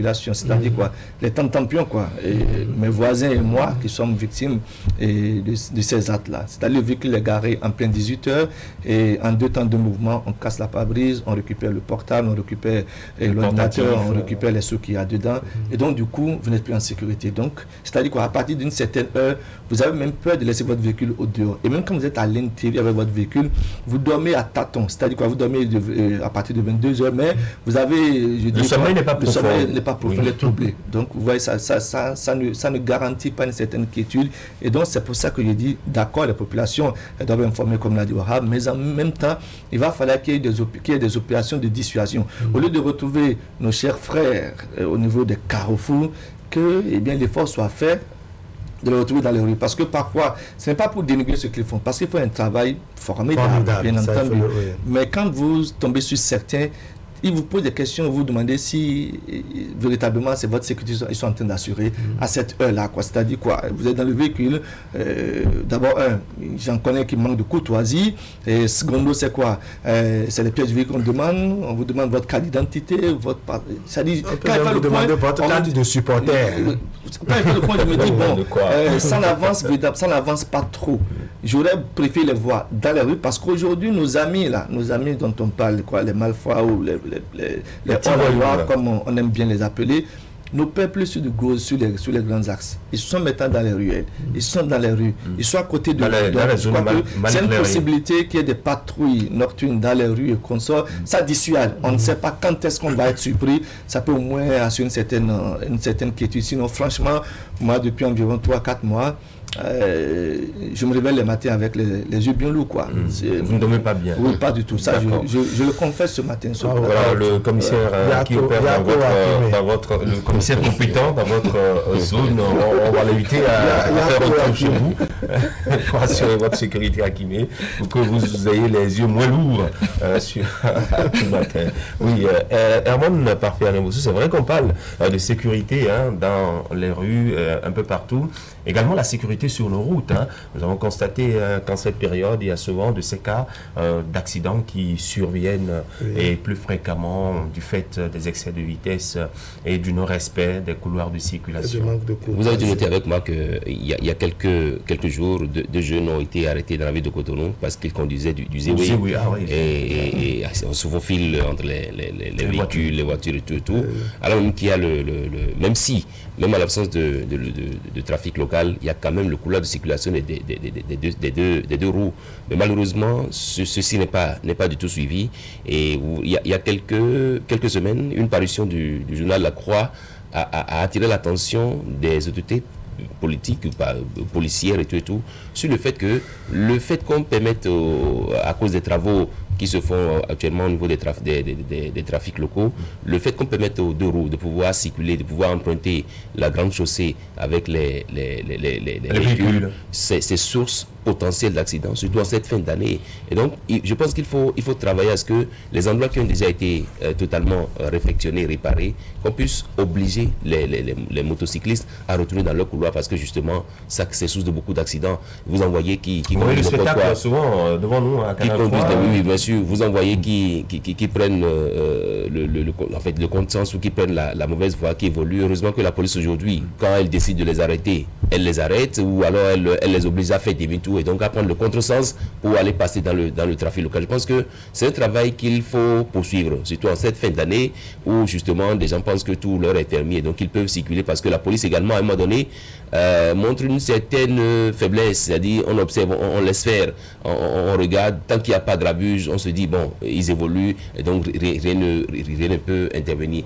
Ou venir un peu voler sécurité. Effectivement, dans certains quartiers, dans certains arrondissements ou dans certaines villes, la veille sécuritaire de la police n'est pas la même partout. Quand vous voyez pas dans le cas de la commune de la ville de Godomé par exemple, vous avez une certaine combinaison d'énergie entre les différents commissaires et tout, qui fait que justement on procède à un nettoyage des différentes localités. Et donc vous Akimé effectivement dans la localité dont il parle, je pense que c'est qu'à la vie je pense que ça va se régler parce que son cœur aura été entendu. Oui, parlant de la circulation, il faut également revoir le cas de nos conducteurs de minibus, les Tokwa, qui franchement ont très mal. Ils sont particuliers, c'est bizarre, coïncidence pour coïncidence, et c'est une vérité. J'ai subi ça ce matin en venant. C'est-à-dire que on se fout pas mal de qui on dépasse. On vient derrière, plutôt que de ralentir, de vous laisser avancer, on vous dépasse automatiquement sans clignoter et puis on s'arrête. C'est-à-dire que si vous n'êtes pas vigilant, si vous n'êtes pas attentif, vous rentrez pratiquement dans le mal arrière du véhicule. Ça pose un véritable problème. Je pense que le Centre national de sécurité routière qui travaille chaque fois à cet effet, les policiers et autres doivent davantage discipliner ces conducteurs qui, ma foi, sont des indélicats. Parce que ce n'est pas aujourd'hui qu'on fait ce débat sur l'indélicatesse de ces conducteurs-là qui mettent à mal et à rude épreuve la vie des honnêtes citoyens. Maintenant, quand on parlait des zéros, c'est-à-dire de ces jeunes conducteurs de moto qui se faufilent, il n'y a même pas que sur la grande chaussée avec les voitures. Même entre motos, n'est-ce pas, sur la piste cyclable, rapidement, on se faufile et avec moins de gestes, si on tape votre rétroviseur, bien votre guidon, vous vous balancez. Et quand vous regardez la masse, le nombre de personnes, surtout en fin d'année, si vous faites le constat, vous allez vous demander, mais quand même, c'est les mêmes Béninois parce que on sent à tout moment du bouchon dans la circulation. C'est comme si le nombre de Béninois s'est augmenté à chaque... Non, c'est un constat. À chaque fois que la fête s'approche. Il faut reconnaître que Cotonou est la capitale économique. Il y a des gens qui quittent dans les villes moyennes, à Ouida, à Beauvais, pour venir faire des achats. À Cotonou. Donc, il y a cette concentration dans la circulation et il faut être davantage vigilant. Non, le fait, il est réel. Je crois qu'il revient encore aux responsables du Centre national de sécurité routière et beaucoup plus, une fois encore, aux forces de l'ordre, parce que parfois vous avez l'impression qu'il y a comme un laisser-aller en ce qui concerne ces comportements déviants et pas du tout intéressants de ces conducteurs de véhicules, comme on a appelé Topa. Non. Même au niveau des cas, j'ai l'impression même que la présence des forces de l'ordre ne les dissuade pas. Ça, c'est le constat que je fais. Et pendant longtemps, il a été dit qu'il ne sera pas question, je dirais, de récupérer les clients au niveau en pleine circulation, qu'il y a des points de ralliement où il faut les chercher et donc on quitte un point Y, mais ce n'est pas le cas. Le gars, il a 4-5 personnes dans son véhicule, il est encore capable de s'arrêter en 2 temps de mouvement pour prendre une 6e personne, au même moment il est encore prêt pour prendre encore une 7e personne, et puis pour le faire, c'est tout le long du trajet que ça se fait. Et donc du coup, on ne tient pas compte de qui c'est qui est en train, ou bien qu'est-ce qui est en train d'être manœuvré, comment ça se passe. Et donc je crois que cet exercice revient beaucoup plus aux responsables, aux forces de sécurité, pour qu'on puisse véritablement quadriller et discipliner ces messieurs. Sinon, nous sommes en fin d'année, comme vous l'avez dit, on va encore assister à des situations du genre qui seraient certainement fatale pour les populations. Moi, j'ai de la peine à croire qu'il n'y a pas une complicité entre la police, entre certains éléments de la police et les conducteurs Topa Topa. Parce que justement, quand on parle des conducteurs Topa Topa, c'est vrai, leur comportement sur la route, c'est assez mortel et c'est bien souvent fantaisiste.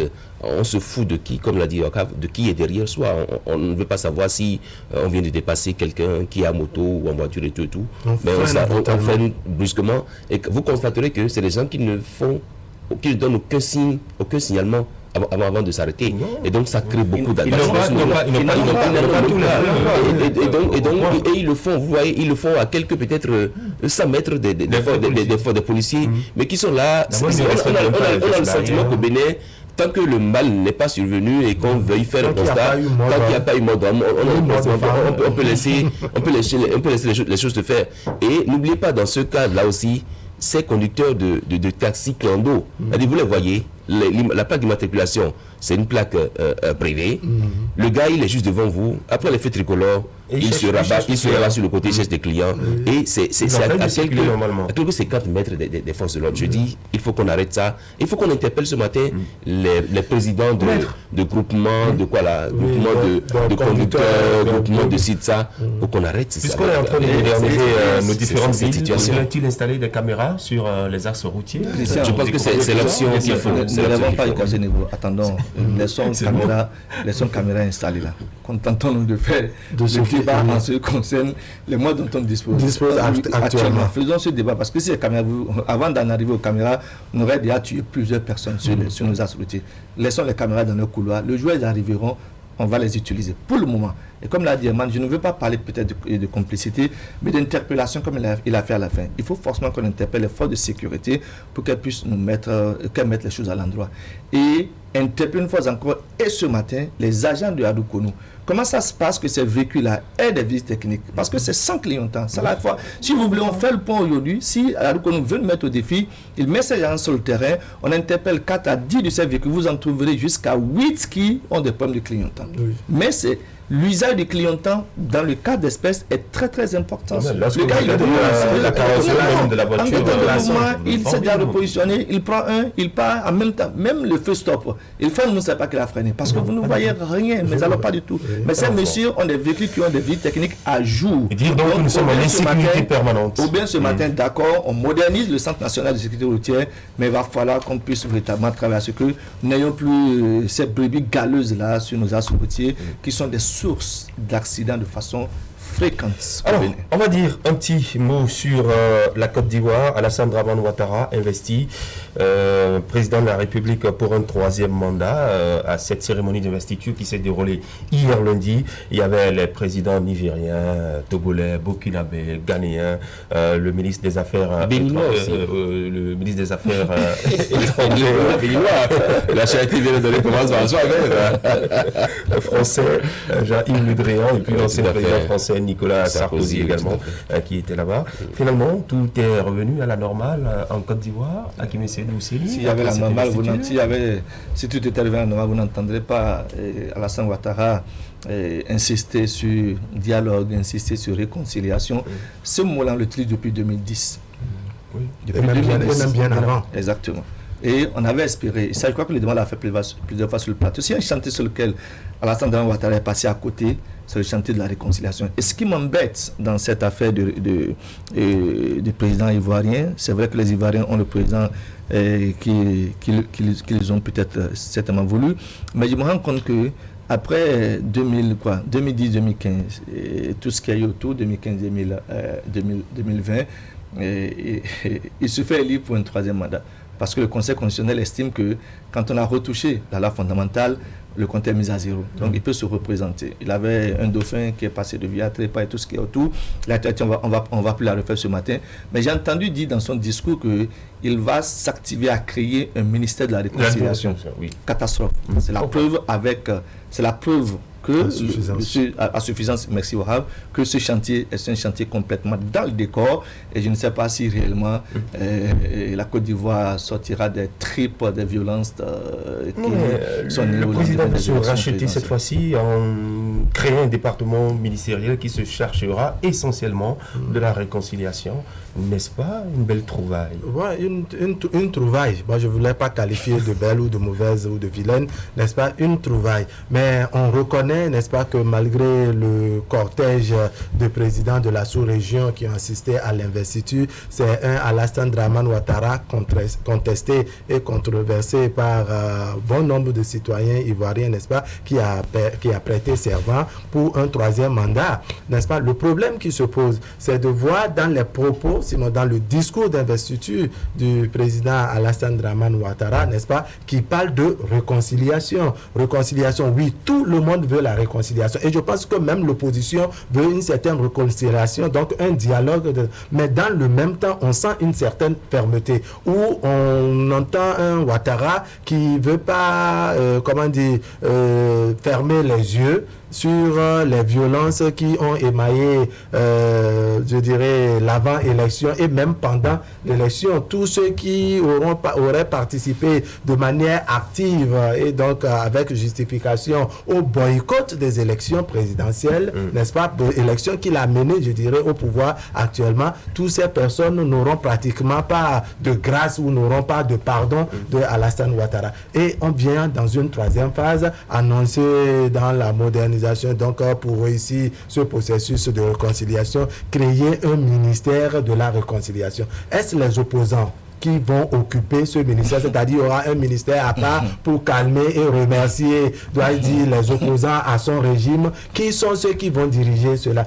Est-ce que vous êtes en train de voir Ouattara, par exemple, nommer les chefs de file de l'opposition et tous les autres pour être peut-être ministre du ministère chargé de la réconciliation, telle personne directeur de cabinet? Vous voyez, donc il y a un véritable problème qui se pose à ce niveau. Oui, la Côte d'Ivoire a besoin de réconciliation. Et c'est notre souhait à nous tous, parce que vous savez, quand ça dégénère chez les voisins de l'autre côté, on commence par courir et chercher, doit dire, secours et abri ailleurs. C'est ça qui amène d'autres voisins. Nous, on souhaite les Ivoiriens au Bénin, non pas parce qu'il y a la guerre dans leur pays ou parce qu'il y a, je ne sais pas, famine chez eux. Qu'ils viennent chez nous au Bénin, que nous allons chez eux et qu'il y ait cette circulation, n'est-ce pas, cette intercommunauté, mais dans la joie. Parce que, le problème qui va se poser en Côte d'Ivoire, quand ça va dégénérer davantage, n'est-ce pas, c'est que les Ivoiriens vont fuir. Quand ça va dégénérer, c'est que les Béninois aussi auront des difficultés à aller là-bas. Bref, ce serait un pays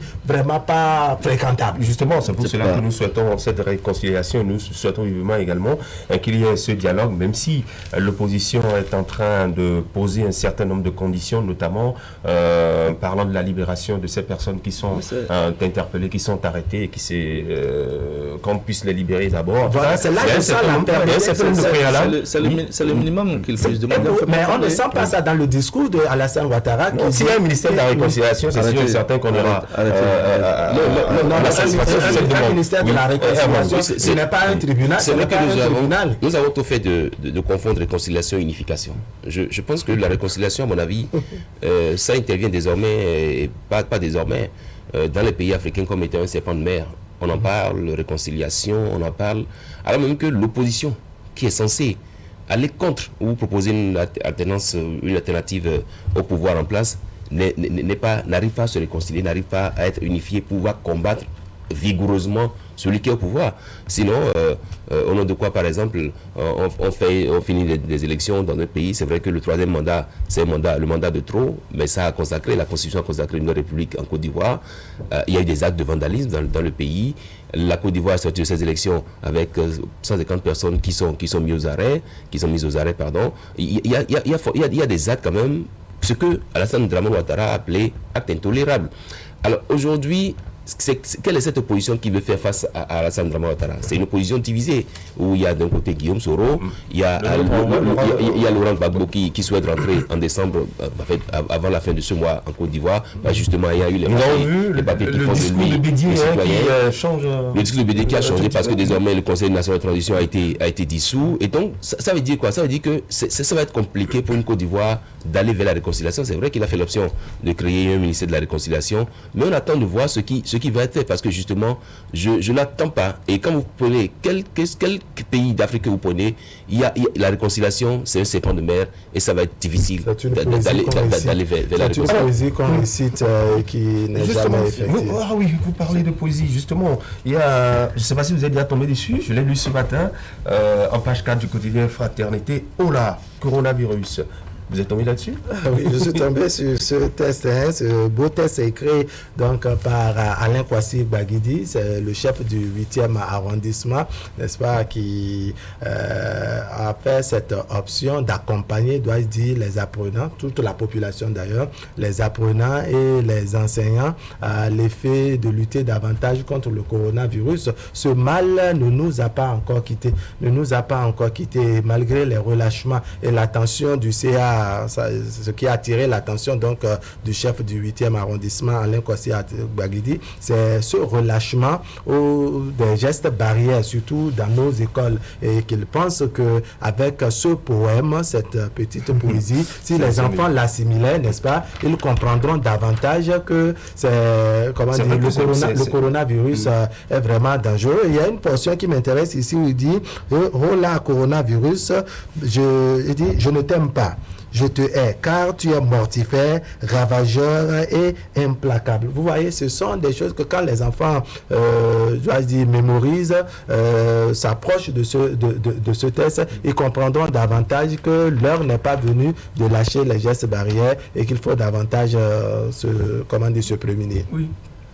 Non, une inspiration à saluer. Moi, je ne savais pas que le chef d'arrondissement de M. Alain Baguidi, c'est bien ça, hein, oui. 8e arrondissement de Cotonou, aurait pu aussi penser à apporter sa petite touche dans la lutte contre la pandémie du coronavirus. Je crois que quand c'est fait de cette manière, c'est un test qui est facilement assimilable. Les enfants peuvent rapidement le lire avec fierté et l'assimiler, parce que dedans, eh bien, il rappelle un peu ce que constitue le danger de la pandémie du coronavirus. Et plus loin, c'est qu'il fait énumérer, je dirais, les gestes à respecter pour pouvoir vaincre cette pandémie du Covid-19. Parce qu'aujourd'hui, bien malheureusement, nous sommes obligés de vivre pour l'instant avec ce virus-là, en attendant que les vaccins qui ont commencé par être expérimentés depuis hier du côté des États-Unis puissent nous atteindre pour qu'on puisse en être aussi bénéficiaires.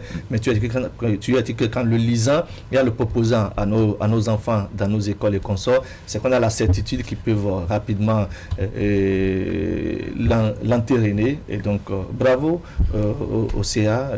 Je crois que ce qui faut aussi lui demander, c'est d'en faire peut-être une traduction en langue pour que les bonnes dames qui sont au niveau de cet arrondissement puissent aussi en être véritablement bénéficiaires. Ce serait tout bénéf pour les administrés du 8e arrondissement de la commune de Cotonou. Voilà. Oui, vous avez le mot à dire?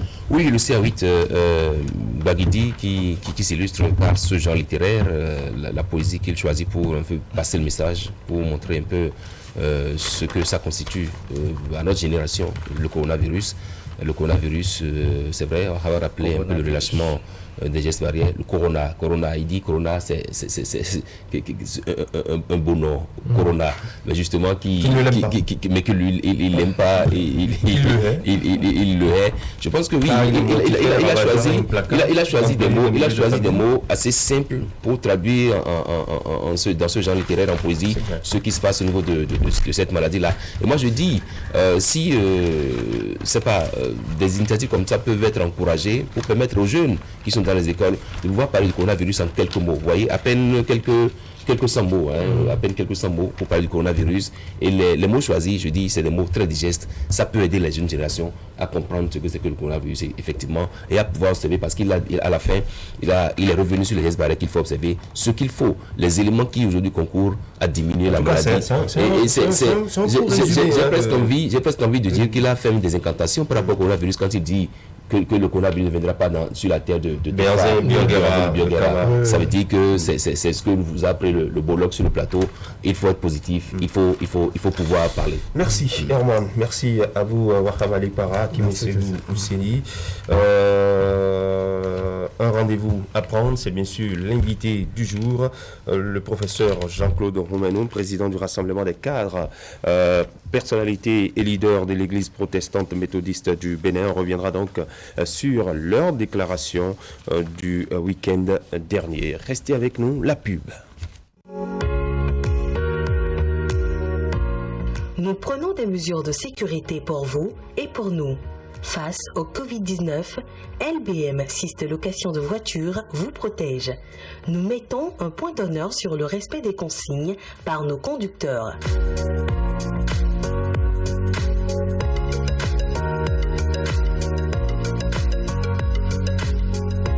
Nos véhicules sont systématiquement désinfectés avant et après chaque mission.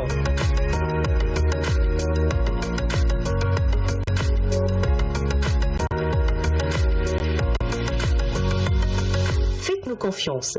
Votre sécurité, notre préoccupation. Syste LBM Location de voitures, contact 60 60 60 63.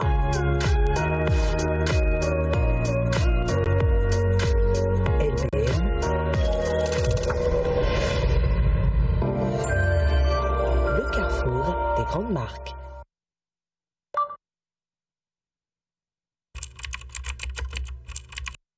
Votre chaîne Canal 3 Bénin à portée de main.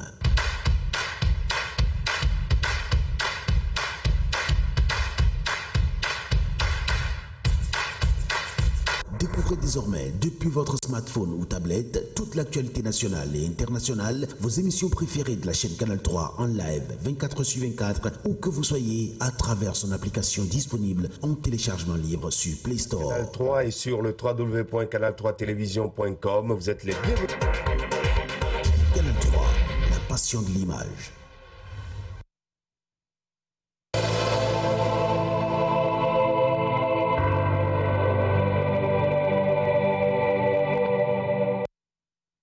Plateau de l'invité sur Actu Matin. Bonjour, professeur Jean-Claude Roumenou.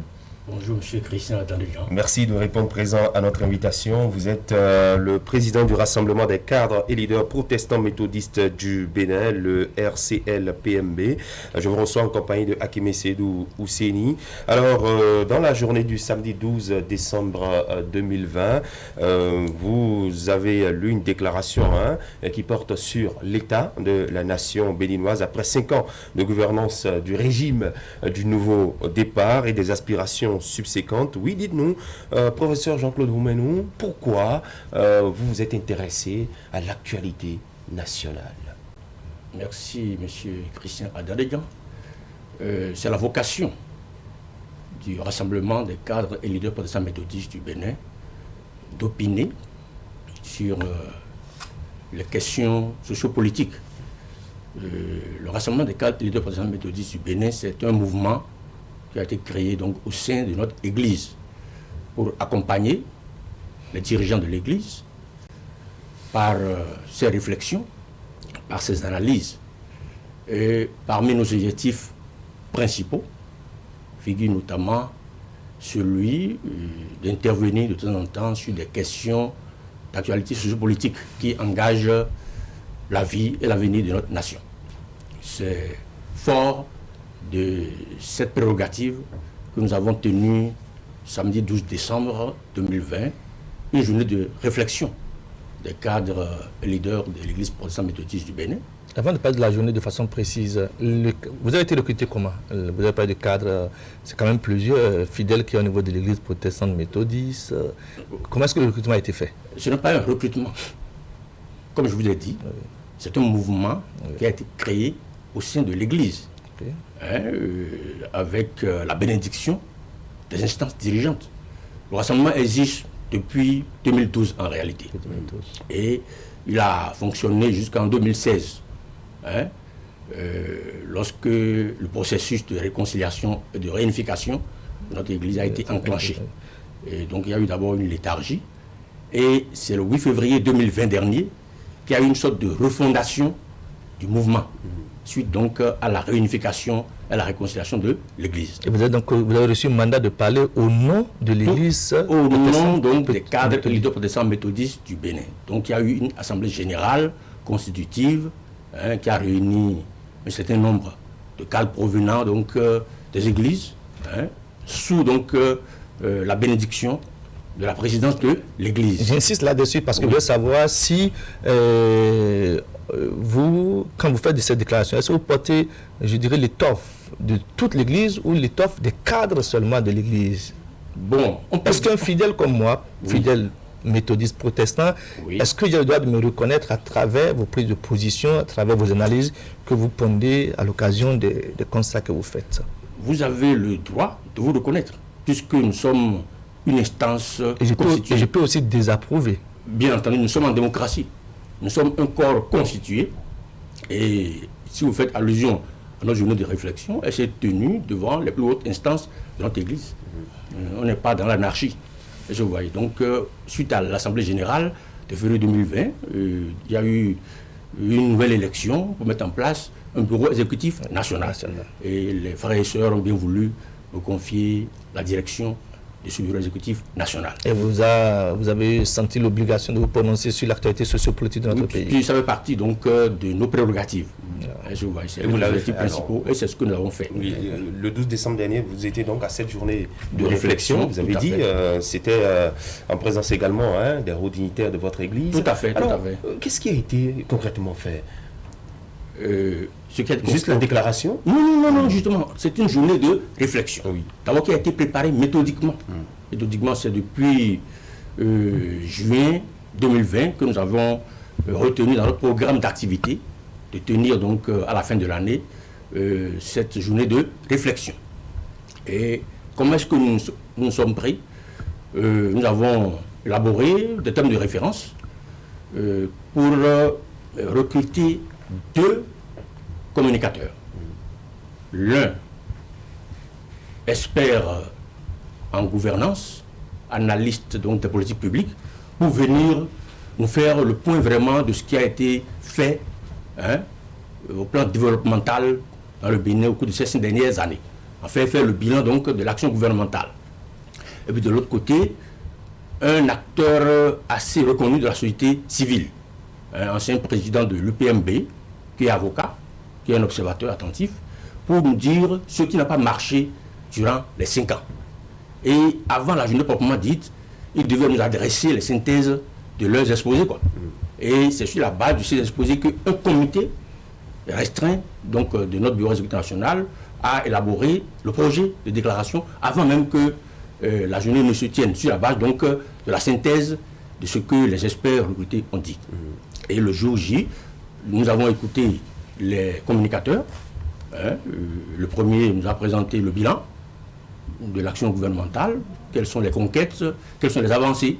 Et puis l'autre, lui, il a fait une sorte d'antithèse, quoi, pour nous dire un peu quels sont les points d'insatisfaction, quels sont les aspects de la gouvernance qu'on peut critiquer. Et tout cela avait déjà été pris en compte dans le projet de déclaration que le comité restreint a élaboré. On ne va pas s'attarder sur ce qu'il y a de bon, parce qu'on en a longuement parlé. D'ailleurs, la reddition de comptes a été l'occasion. On peut mettre l'accent sur ce qui a été bon, bien entendu. Avec vous, on va beaucoup plus mettre l'accent sur les points que vous semblez espérer être améliorés. Vous avez abordé le volet politique, le volet social, le volet éducationnel. Bien de volets ont été abordés.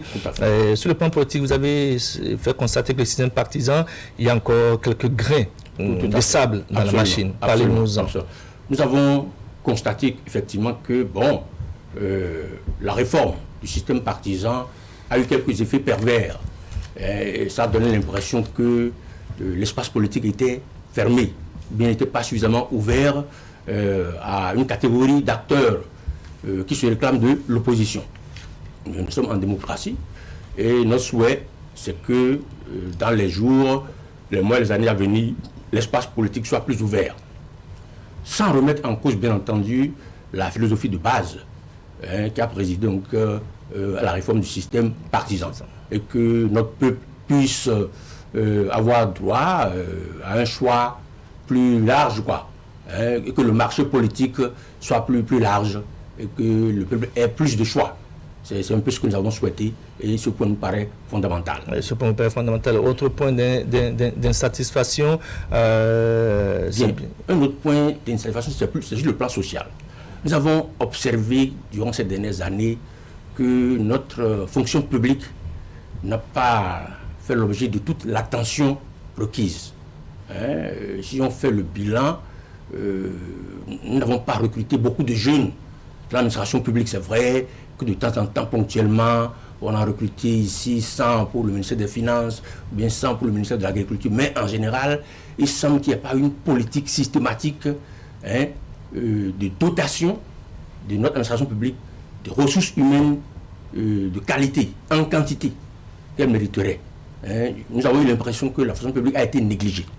Et c'est pour cela que nous souhaitons que pour l'avenir, il y ait une politique systématique et formelle de recrutement chaque année d'un effectif conséquent des diplômés de nos centres de formation et de nos universités. Parce que, bon, quoi qu'on dise, on dit, bon, l'auto-emploi, le privé, combien de gens recrutent le privé? Le plus gros employeur dans nos pays sous-développés, c'est l'État. Donc l'État ne peut pas se dérober à ce devoir-là. On doit pouvoir offrir la chance à la jeunesse de notre pays d'accéder à l'emploi public. Et donc, par les concours organisés. Quelques milliers de jeunes chaque année, puisque de toute façon, il y a des gens qui partent à la retraite. Il faut qu'on les remplace. Dans le temps, il y avait un système où on disait pour 3 départs, on recrutait 2 nouveaux. Bon, on peut appliquer donc ce même principe. L'essentiel est qu'on donne la chance à la jeunesse d'accéder à l'emploi public. Justement, la jeunesse, l'aspirana, vous avez mis le doigt là-dessus également. Voilà, ça c'est sur le côté donc éducationnel. Oui. Effectivement, bon, c'est vrai, l'État a fait le diagnostic qu'il manque des ressources humaines dans le secteur de l'éducation, et notamment dans l'enseignement du second degré. Et on a pensé que la solution, ce serait donc d'instituer l'aspirana. Vous avez suivi, en tant que journaliste, le développement de cette mesure, où on demande peut-être à des gens qui ont fait de la vie et de la terre, bon, d'aller enseigner les mathématiques, quelqu'un qui a fait géographie, comme il n'y a pas de professeur de français, on dit d'aller enseigner le français alors qu'il n'a pas été formé pour enseigner le français. Et puis on a l'impression qu'il y a, disons, beaucoup de confusion dans la gestion de cette catégorie de personnel. Nous avons réfléchi, nous avons pensé que ce n'est peut-être pas la meilleure formule pour résoudre le problème de ressources humaines dans l'enseignement. Parce que si nous voulons une éducation de qualité pour nos jeunes, pour nos enfants, il faut que nous soyons plus diserts, plus circonspects dans le règlement de la question des ressources humaines. Et qu'on peut faire autrement. Et nous appelons l'État à faire autrement. Oui, en tant que professeur, qu'est-ce qu'on peut faire autrement? Bien, d'abord, tout à l'heure, nous avons parlé de la politique de recrutement. Mais si l'État veut des enseignants, que l'État organise des concours de recrutement systématique, où dit cette année, nous recrutons 3000 enseignants. Par exemple, 1500 pour le secondaire et puis 1500 pour le primaire. Et d'abord, prioritairement, des gens qui ont déjà été formés dans les écoles normales pour enseigner. On les recrute prioritairement.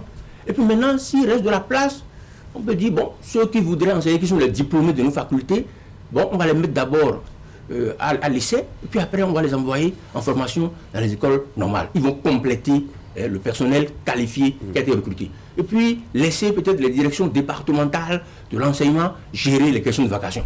Parce qu'il y aura toujours des vacataires. Comme ça se faisait par le passé. Oui, sans pour autant dire que c'est l'aspirana. Parce qu'au moins, eux, ils sont proches de la réalité du terrain. Ils peuvent savoir de quel profil tel établissement a besoin. Et puis, ça va se faire dans l'harmonie, quoi.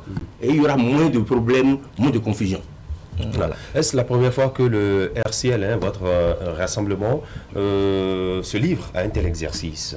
Pas du tout. Oui. Comme je vous ai expliqué, le rassemblement, c'est maintenant une vieille organisation, même si elle date pour la première fois de 2012. Nous avons déjà œuvré par le passé aux côtés de nos homologues catholiques, musulmans, même évangéliques. Si vous vous souvenez, en 2015, le pays était politiquement bloqué. On ne savait pas si on allait organiser les élections législatives, les élections municipales. Donc c'est grâce à l'action de lobbying des organisations de cadres religieux là que nous avons pu contribuer donc à débloquer la situation. Et cette action a débouché par exemple sur la production d'un message signé par tous les leaders religieux à l'attention du pouvoir en place alors. Et je crois que ce message avait porté et ça a permis de débloquer la situation. Est-ce que vous avez l'impression que vos fidèles se portent bien? Je n'ai pas de raison de croire que nos fidèles ne se portent pas bien. Est-ce que vous voyez? Si vous avez suivi même le compte rendu de notre dernière journée de réflexion, ça s'est passé dans la grande harmonie. Les quêtes n'ont pas diminué. Bon, monsieur Hakim Hussein, c'est effectivement un beau constat. Nous avons tous subi le choc de la pandémie, du Covid là. Entre mars et juin, c'est vrai, les caisses de nos églises ont beaucoup souffert. Et c'est peut-être le lieu aussi de profiter de votre antenne pour souhaiter que l'État, de la même manière qu'il a aidé les artisans, qu'il a aidé les entreprises, puisse penser peut-être aux églises et aux confessions religieuses aussi, qui ont souffert vraiment de la pandémie. C'est ça. Voilà. Alors, à partir de cette déclaration, quel est l'objectif que vous visez désormais en donnant votre opinion sur l'actualité sociopolitique nationale? Oui, M. Adandeya, vous n'ignorez pas que nous sommes à une étape décisive encore de notre vie sociopolitique nationale. Nous sommes à la fin du mandat que nous avons confié au régime du nouveau départ en 2016 et nous avons un devoir d'évaluation. Et notre peuple a besoin d'être éclairé aussi sur les enjeux à venir. Et une organisation de cadre comme la nôtre ne pouvait pas rester muette dans ces conditions-là. Et c'est pour ça que nous avons jugé utile de prendre la parole pour éclairer non seulement nos fidèles protestants méthodistes, mais également tous les citoyens, toutes les citoyennes du Bénin, afin que chacun puisse se faire son idée et faire les choix qui s'imposent dans les jours et les mois à venir. C'était surtout ça. Voilà, nous sommes pratiquement à quelques semaines des fêtes de fin d'année. On sait que bien souvent, en cette période, les églises s'organisent pour faire entrer leurs fidèles dans la nouvelle année. Avec la pandémie du coronavirus, est-ce que vous avez prévu des choses à votre niveau? Oui, vous savez, depuis que l'État a édicté les principes, les règles à respecter pour se prémunir et prémunir nos voisins, nos proches de la pandémie, notre Église a pris les dispositions pour faire respecter strictement les gestes barrières. Donc nous tenons nos cultes et les cultes de fin d'année seront organisés, mais toujours dans le respect strict des gestes barrières afin d'éviter au maximum la contamination. La prochaine sortie, c'est des sorties périodiques ou bien c'est des sorties ponctuelles, conjoncturelles? Bien. La journée de réflexion que nous avons tenue marque la fin de notre programme d'activité pour l'an 2020. Quand nous allons entrer en 2021, nous allons élaborer un nouveau programme d'action pour l'an 2021 et périodiquement, vous allez observer nos sorties. Ce n'est pas seulement des sorties politiques que nous faisons. Nous organisons des journées de retraite spirituelle. On en a tenu 2 au cours de l'année 2020 à destination des cadres et leaders de notre Église protestante méthodiste du Bénin. Nous soutenons par une mobilisation de nos membres certaines initiatives de l'Église. Par exemple, notre radio Hosanna avait son pylône pratiquement obsolète et il était question donc de renouveler. Nous avons pu lancer un appel à tous les cadres pour soutenir financièrement l'Église afin de pouvoir renouveler ça. Est-ce que vous voyez?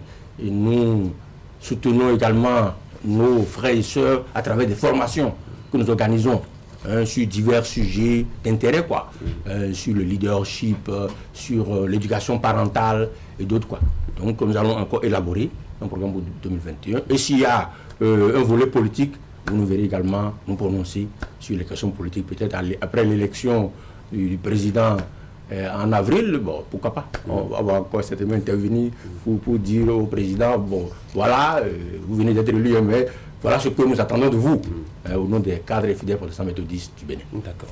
Merci. Merci à vous, professeur Jean-Claude Romenou. Je rappelle que vous êtes le président du Rassemblement des cadres et leaders de l'Église protestante méthodiste du Bénin. Merci de répondre présent à notre invitation. Merci à vous.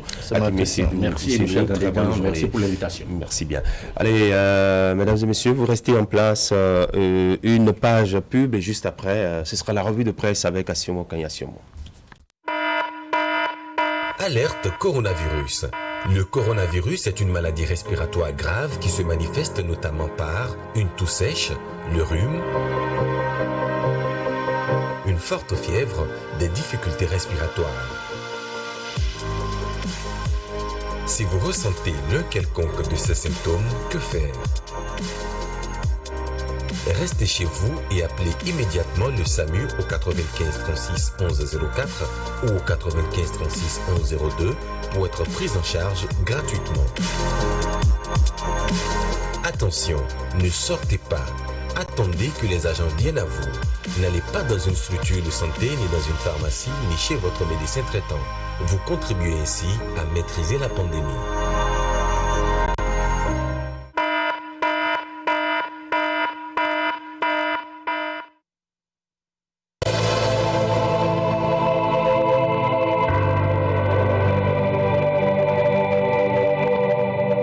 Bonjour à toutes, bonjour à tous. Les démocrates ont enfin obtenu leur récépissé provisoire, comme le confirme ce jour le télégramme qui, semble-t-il, dispose de la liste de tous les membres du Bureau national. En parlant des challenges à relever par les démocrates, Fraternité y voit un pas en avant sur le chemin qui mène à la conquête du pouvoir d'État, mais devant que d'obstacles à franchir, prévient le journal pour lequel, si déjà dans la quête de l'obtention du récépissé provisoire, la route a été longue pour les démocrates, autant s'imaginer qu'elle ne sera pas de tout repos pour les challenges immédiats, car en ce qui concerne ceux-ci, les partisans du président Éric Ndoundété savent mieux que quiconque qu'ils sont intimement liés à la présidentielle de 2021. À ce sujet, le parti qui se réclame non seulement de l'opposition radicale, mais il a également l'appui de l'ancien président Boni Yayi, a deux obstacles à franchir. Le premier est relatif au consensus autour du ticket présidentiel qui participera à la course à la Marina. Le second est sans doute le plus difficile au vu de la position politique de presque la totalité des personnes qualifiées pour le faire, c'est de recueillir les signatures de 16 parrains, même avec les assurances de l'adversaire politique à abattre et confortablement assis sur le fauteuil présidentiel. Si ce n'est pas de la mer à boire, ça y ressemble, selon le journal. Et justement, le matinal écrit ce matin que l'ancien président du patronat, Sébastien Javon, ne pourra pas être candidat à l'élection présidentielle du 11 avril 2021. Le journal renseigne que dans une analyse critique des arrêts de la Cour africaine des droits de l'homme et des peuples et des incursions répétées de l'avocat Veil, l'ancien garde des Sceaux et ministre de la Justice et de la législation de Yayi Boni, Victor Topanou, évoque des raisons. Il s'agit, selon le maître de conférence de sciences politiques à l'université d'Abomey Calavi, du piège à con dans lequel l'avocat et la cour ont conduit le magnat de la volaille, le premier en lui recommandant le statut de réfugié pour lui éviter un séjour irrégulier en France, et la seconde en lui donnant l'illusion qu'elle pouvait l'installer à coup d'arrêt à la Marina, la présidence de la République béninoise. De cette analyse, le potentiel ressort, rapportant Victor Topanou, que la crédibilité d'une juridiction et plus encore d'une juridiction régionale réside presque essentiellement dans la solidité juridique de ces arrêts, de sorte que même lorsqu'un camp paie, il soit émerveillé par la qualité du raisonnement juridique. C'est ce qui manque le plus aux arrêts de la CDHP contre le Bénin et que traduisent d'ailleurs fort à propos les nombreuses opinions dissidentes qui s'expriment à chaque fois. Le gros titre de potentiel est consacré aux activités de la Fondation Claudine Talon, dont la vision est misère et pauvreté en recul, des vies sauvées. C'est la vision d'une dame de cœur qui s'est traduite par la création d'une fondation en juillet 2016. Cette vision portée par la première dame Claudine Talon se résume à l'amélioration des conditions de vie des femmes et des enfants en situation difficile au Bénin, explique le journal qui fait observer qu'aujourd'hui, grâce aux actions de la Fondation Claudine Talon, des milliers de femmes en situation de vulnérabilité ont retrouvé le sourire. Les femmes atteintes d'affections ruineuses au plan clinique et au plan social ont retrouvé la santé et l'épanouissement, et des milliers d'élèves peuvent recevoir l'éducation dans un meilleur cadre. La Fondation Claudine Talon n'entend pas s'arrêter en si bon chemin. Le journal Fraternité, lui, se penche sur l'éducation à la santé sexuelle et reproductive et note que les jeunes des couvents vaudous sont une cible marginalisée. En croit ce journal, les jeunes et adolescents issus des couvents vaudous au Bénin évoluent dans un monde ésotérique où tout comportement hors des normes établies et objets d'ostracisme. Ils sont à l'opposé de leurs congénères marginalisés dans l'accès aux méthodes modernes de contraception et l'accès à l'éducation à la santé sexuelle et reproductive. Le journal de conclure que ces jeunes ne reçoivent donc pas la moindre préparation psychologique par rapport à ce changement de mode et de conditions de vie, ce qui les rend encore plus vulnérables à la sortie. Merci d'avoir suivi la revue de presse.